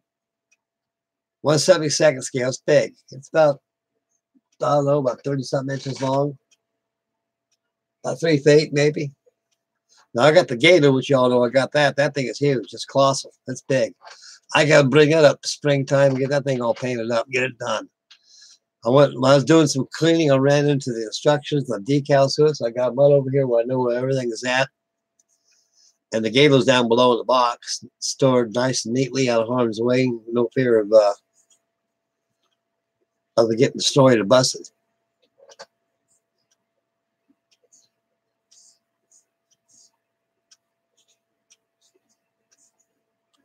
Yeah, we use cotton. That gives the illusion of smoke. When you blast one of those the missile tubes they got. They were the first ballistic submarine that there was, because before they came into mind, we were using like the Seawolf, the Nautilus. They had used those old Snark missiles. They were Regulus missiles. They were launching off the deck. And the Navy said, we got to have something that can come off of the submarine when she's submerged. And General Dynamics got on these ballistic type submarines, started making I guess they got to a think tank and they figured out, hey, this thing is easy. Pressure. We just blow pressure. The pressure will blow the missile up through the water. As soon as it clears the water, the time that will set the engines and she'll go off. So that's how they came up about that. Very interesting.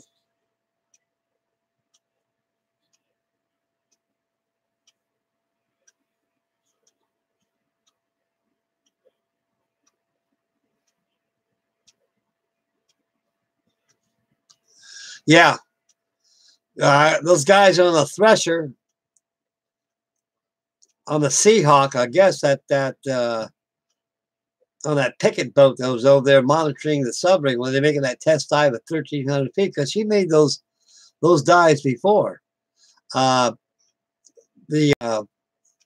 Perry class submarines, they were very new state-of-the-art submarine, and we were going through the stresses of the Cold War, and you got to realize, like SAC, when you're out there 24 hours a day, launching, having drills, that's a lot of wear and tear and stress.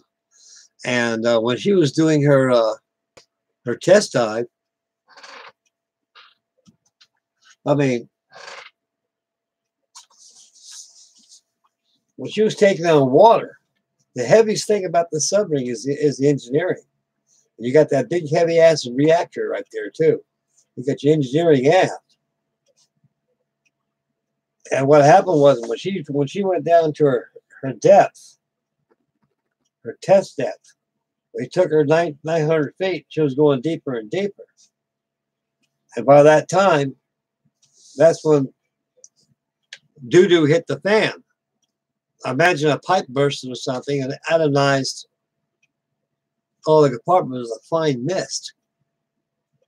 And that fine mist got into the bus panel and it caused the reactor to scram. And she was attempting to blow ballast. And she couldn't because in April, the water was very cold. Ice. Deeper you go, the colder it gets. And they had those old-fashioned ballast vents on here at the bottom. When you blow there's screens on there. And they were covered full of ice. There wasn't no way for that water to be the ballast could jettison to the hull. So she was taking on water. And you got to remember, when she was trying to go to the surface, as she was taking on water, she was getting heavy by the stern. Then when that reactor shut down, as she did her death plunge, like this. She went deeper and deeper. And I imagine about 2,000 feet did it because that's what the crush depth that was there for. Because these things had a crush depth probably about 1,500 feet. And they gave an extra margin of a few hundred feet more. And that's it. You can't go any deeper than that. So she went down about 2,500 feet when she imploded. And those guys, and they said they actually heard screams of the men inside as she was sinking. And that's what I quote this. This is from Norman Palmer, which is an historian. And he quotes this from the from the radio operator on there that they could listen to the screams as and all of a sudden, boom, that was it. She was gone.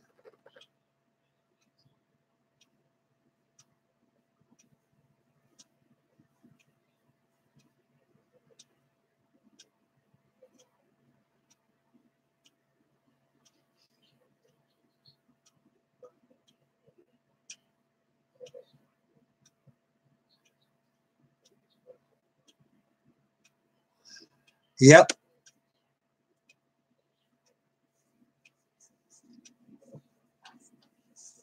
That was a great achievement that we made the ballistic powered submarine like that. We did with the Washington class.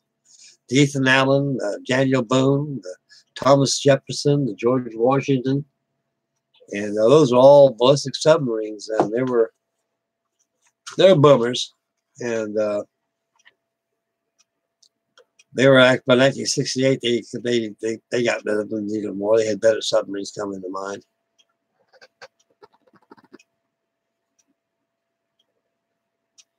Oh yeah, oh sure. Well, that's how it was when I got in the wreck the first of the year when that guy swerved in my lane. I was looking at my death right before my eyes, right there. When you see, you're seconds away of dying when that comes to you like that.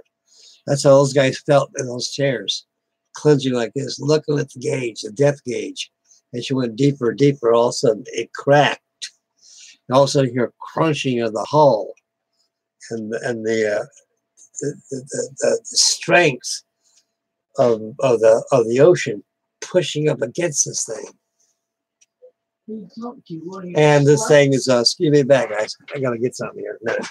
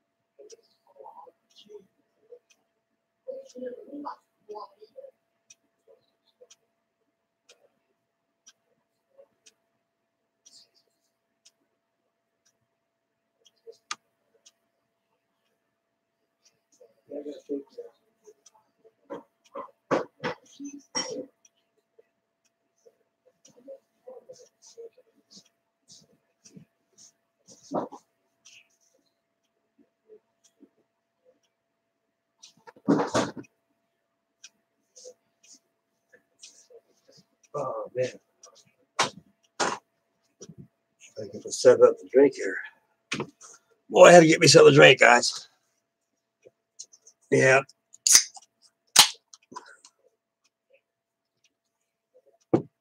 Alrighty then, where was I? Yeah, I'll tell you guys, there ain't no way to die in a submarine like that. That's you know your death's coming like that. When your death comes to you like that, it's you don't have very much time to think. You know, it's a question of how much longer you got and you're dead. Terrible thing, fellas. It's really terrible.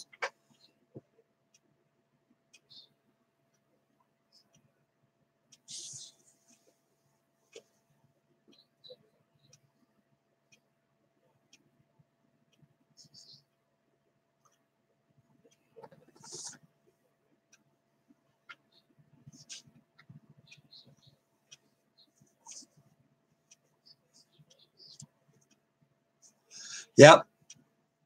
I think a lot of those guys know what they're getting in for, getting something like that. Because, like I say, to be human, to be air. That's why pencils have erasers on them. People make mistakes.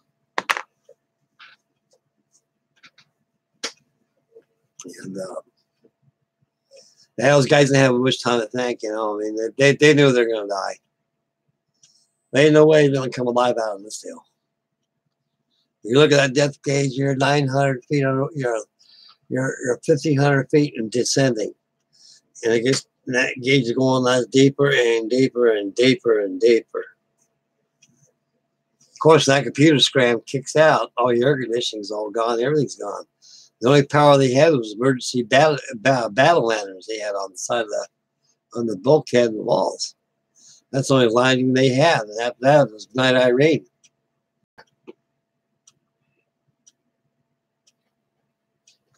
Yeah, my hat's off to them too, guys.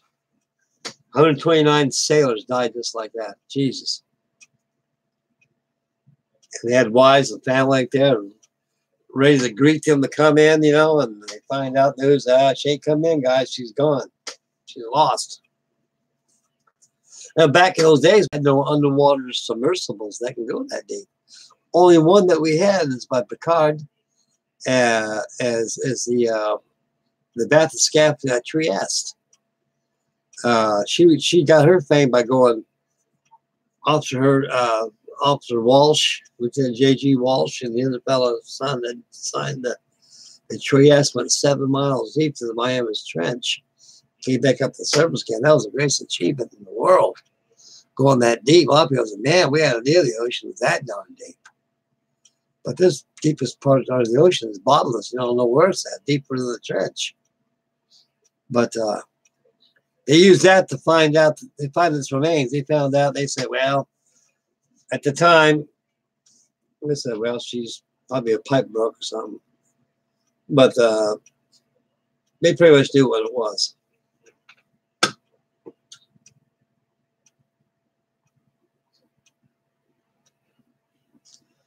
It's a hell of a way to die, buddy. Drowning, of course, you'd be turned into pink hash. When you're about 25 feet underwater, and that thing blows on you like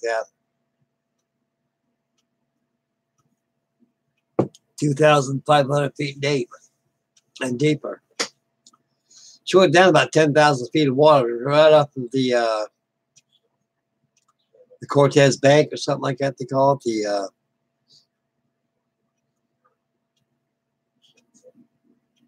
Gosh, I don't know. I forget what they call it. It's off the bank. Because you look at the geology of the ocean floor, it's pretty much like a ravine, more or less. You know, and you got little plateaus drop off here, levels off the way, and drops off deeper here, and comes down. Just like the Newfoundland Bank where the Titanic went down. She went down right off the Newfoundland Ridge. That's deep water out there. That's 2.5 miles deep and deeper. And in that canyon right there they went down on, it was too deep. They couldn't do nothing about it. They couldn't get no submersible, no Munson diving bell out there, nothing. Just too deep. We had nothing in the technology wasn't even on the drawing board back in those days.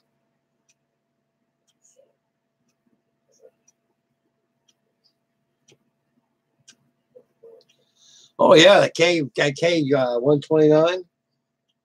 Back in 1968, about the same time we lost the Scorpion.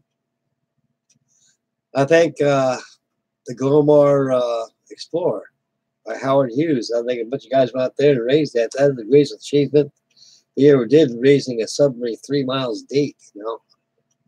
Man, with a big old claw that went down and grabbed this thing up and brought it to the surface. Man, like a big crab. And yeah, the frontier is deep. It's not a very pretty picture. The ocean is a very beautiful thing and a very bad thing. And the suffering of the crew of the Soviet sailors on the K-29 and the sailors on the Thresher, and also the Scorpion. Man, it's terrible. It's ain't no way to die, guys. It's almost like an airplane crash too. So it's pretty similar, knowing that your death is coming very near.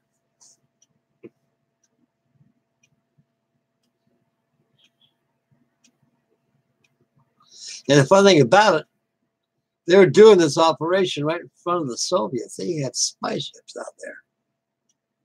Watches, what the hell is a drill ship doing out here? And they know ain't no way we had anything and go that deep. They were just kind of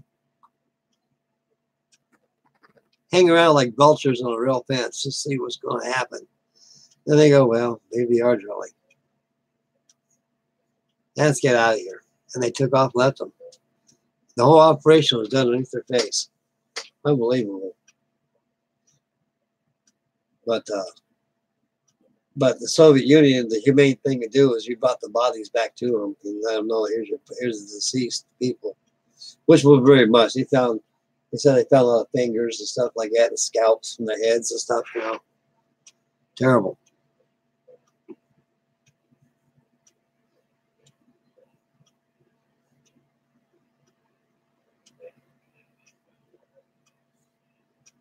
Oh yeah.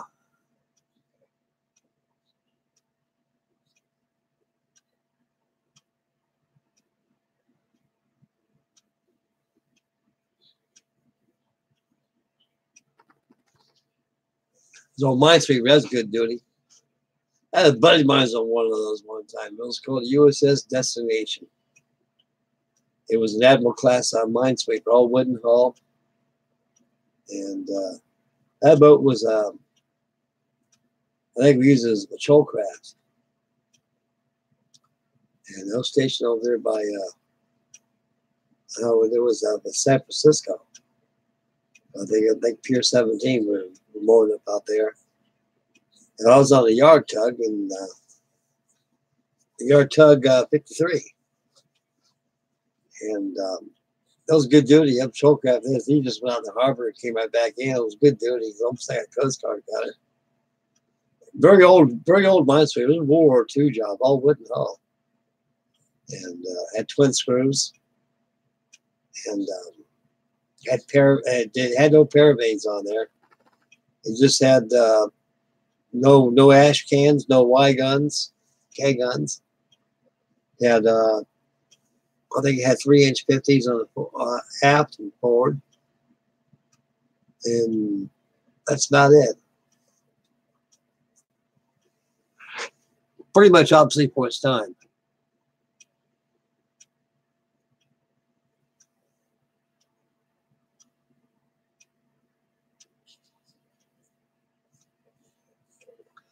Yeah, the story is that very good. Yeah, being a tin can sailor. I got a few tin cans. I got a flesh tank 4 Piper. I got that done already at USS Ward. And I got the Revell, Germany 144 scale USS Fletcher. It's about 3 feet long. About the same size as the Lindbergh destroyer they got. And I got the Marine Model Gearing class USS Gearing. And also got a monogram USS Benson class US Hobby. And stories are very beautiful ships, very clean.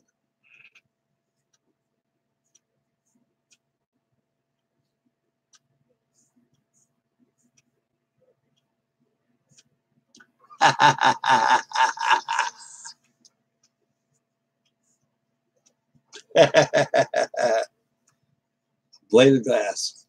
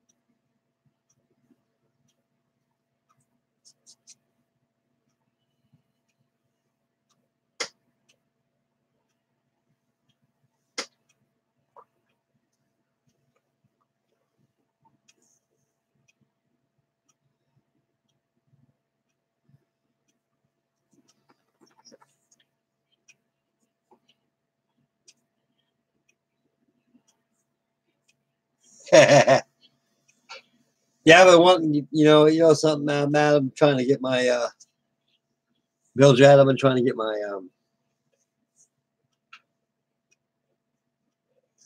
one of my tugs out there in the water. You know, it's too cold out there, and we had a big moss problem I had. By the time I finished both of them up, I couldn't get them out there in the water. So I think this spring, this time, I'm going to take them both out and get some videos out so we can them come your way. Man, I wanted so much to get that big old Washburn tug out. And all that pond moss all over the place is just changed everything. You can't even sail a sailboat out there. One guy put his boat out there and all that stuff grabbed around his skeg, his keel, and stopped the boat right out there in the water. You had to get a skiff and go out there and get it. And he pulled that thing out there, all that stuff was hanging. I said, man, ain't no way I'm going to put a model boat out here. Not to get rid of that junk. I don't know what it came from, but that stuff just, it took over the whole darn metro pond.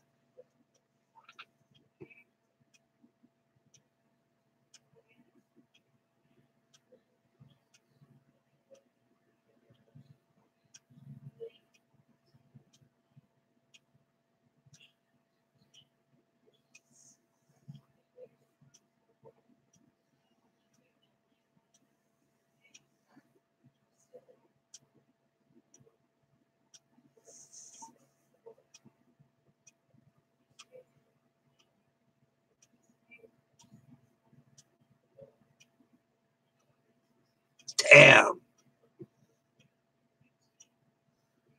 100 feet dropping bombs. It's awful shallow. Especially on a B-24.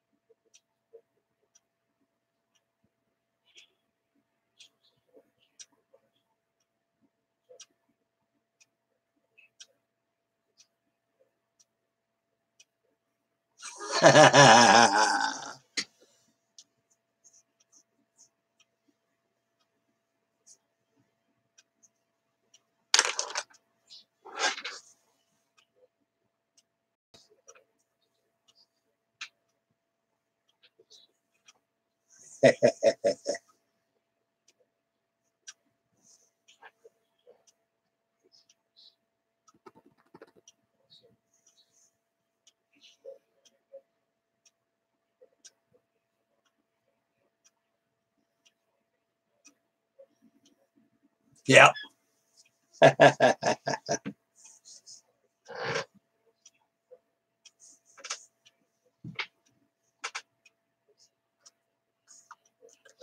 Be back, guys. That'll put this crusade away before it gets broken.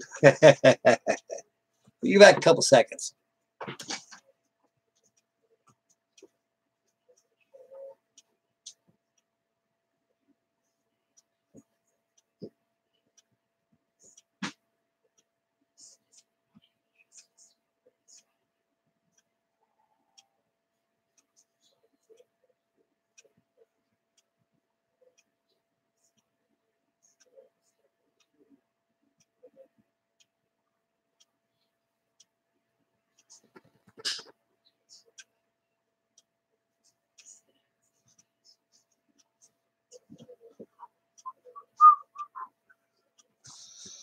Yep.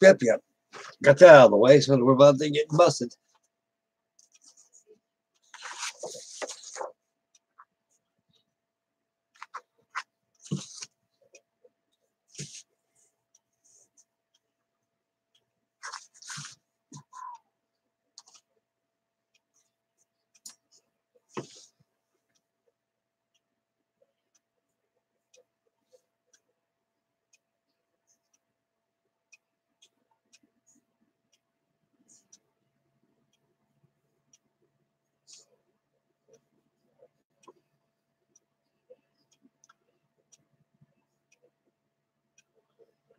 Those old minesweepers are pretty good boats. They're pretty strong.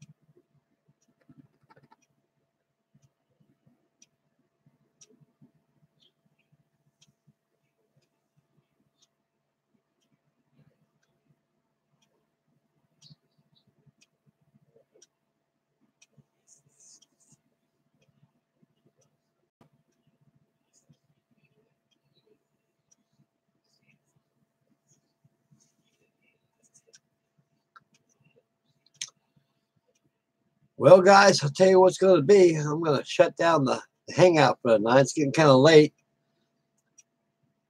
I got to go to work in the morning, boys. And tomorrow night, I'm going to have the update build report on the Mr. Warren Blanches and my Spitfire Buddy Group build going on. And Warren will be having his posting on this Wednesday, he said. And he'll have his up. I got mine going tomorrow. So stay tuned for that. And probably by the end of this week sometime, I'll have some more pictures of this, of my Fokker D7. And I'd like to thank everybody out there for tuning in to my Sunday night hangout. And I'm very honored each one of you guys. And thank you very much, guys, for tuning in. And very honored each one of you. And we'll catch you guys tomorrow for another for the video. And you guys, thank you very much for hanging in there for me tonight. You know, and I'll probably get another hangout going on this Friday night. Yeah, there we go. That sounds good. So I'll have one going out Friday night. Another hangout for you.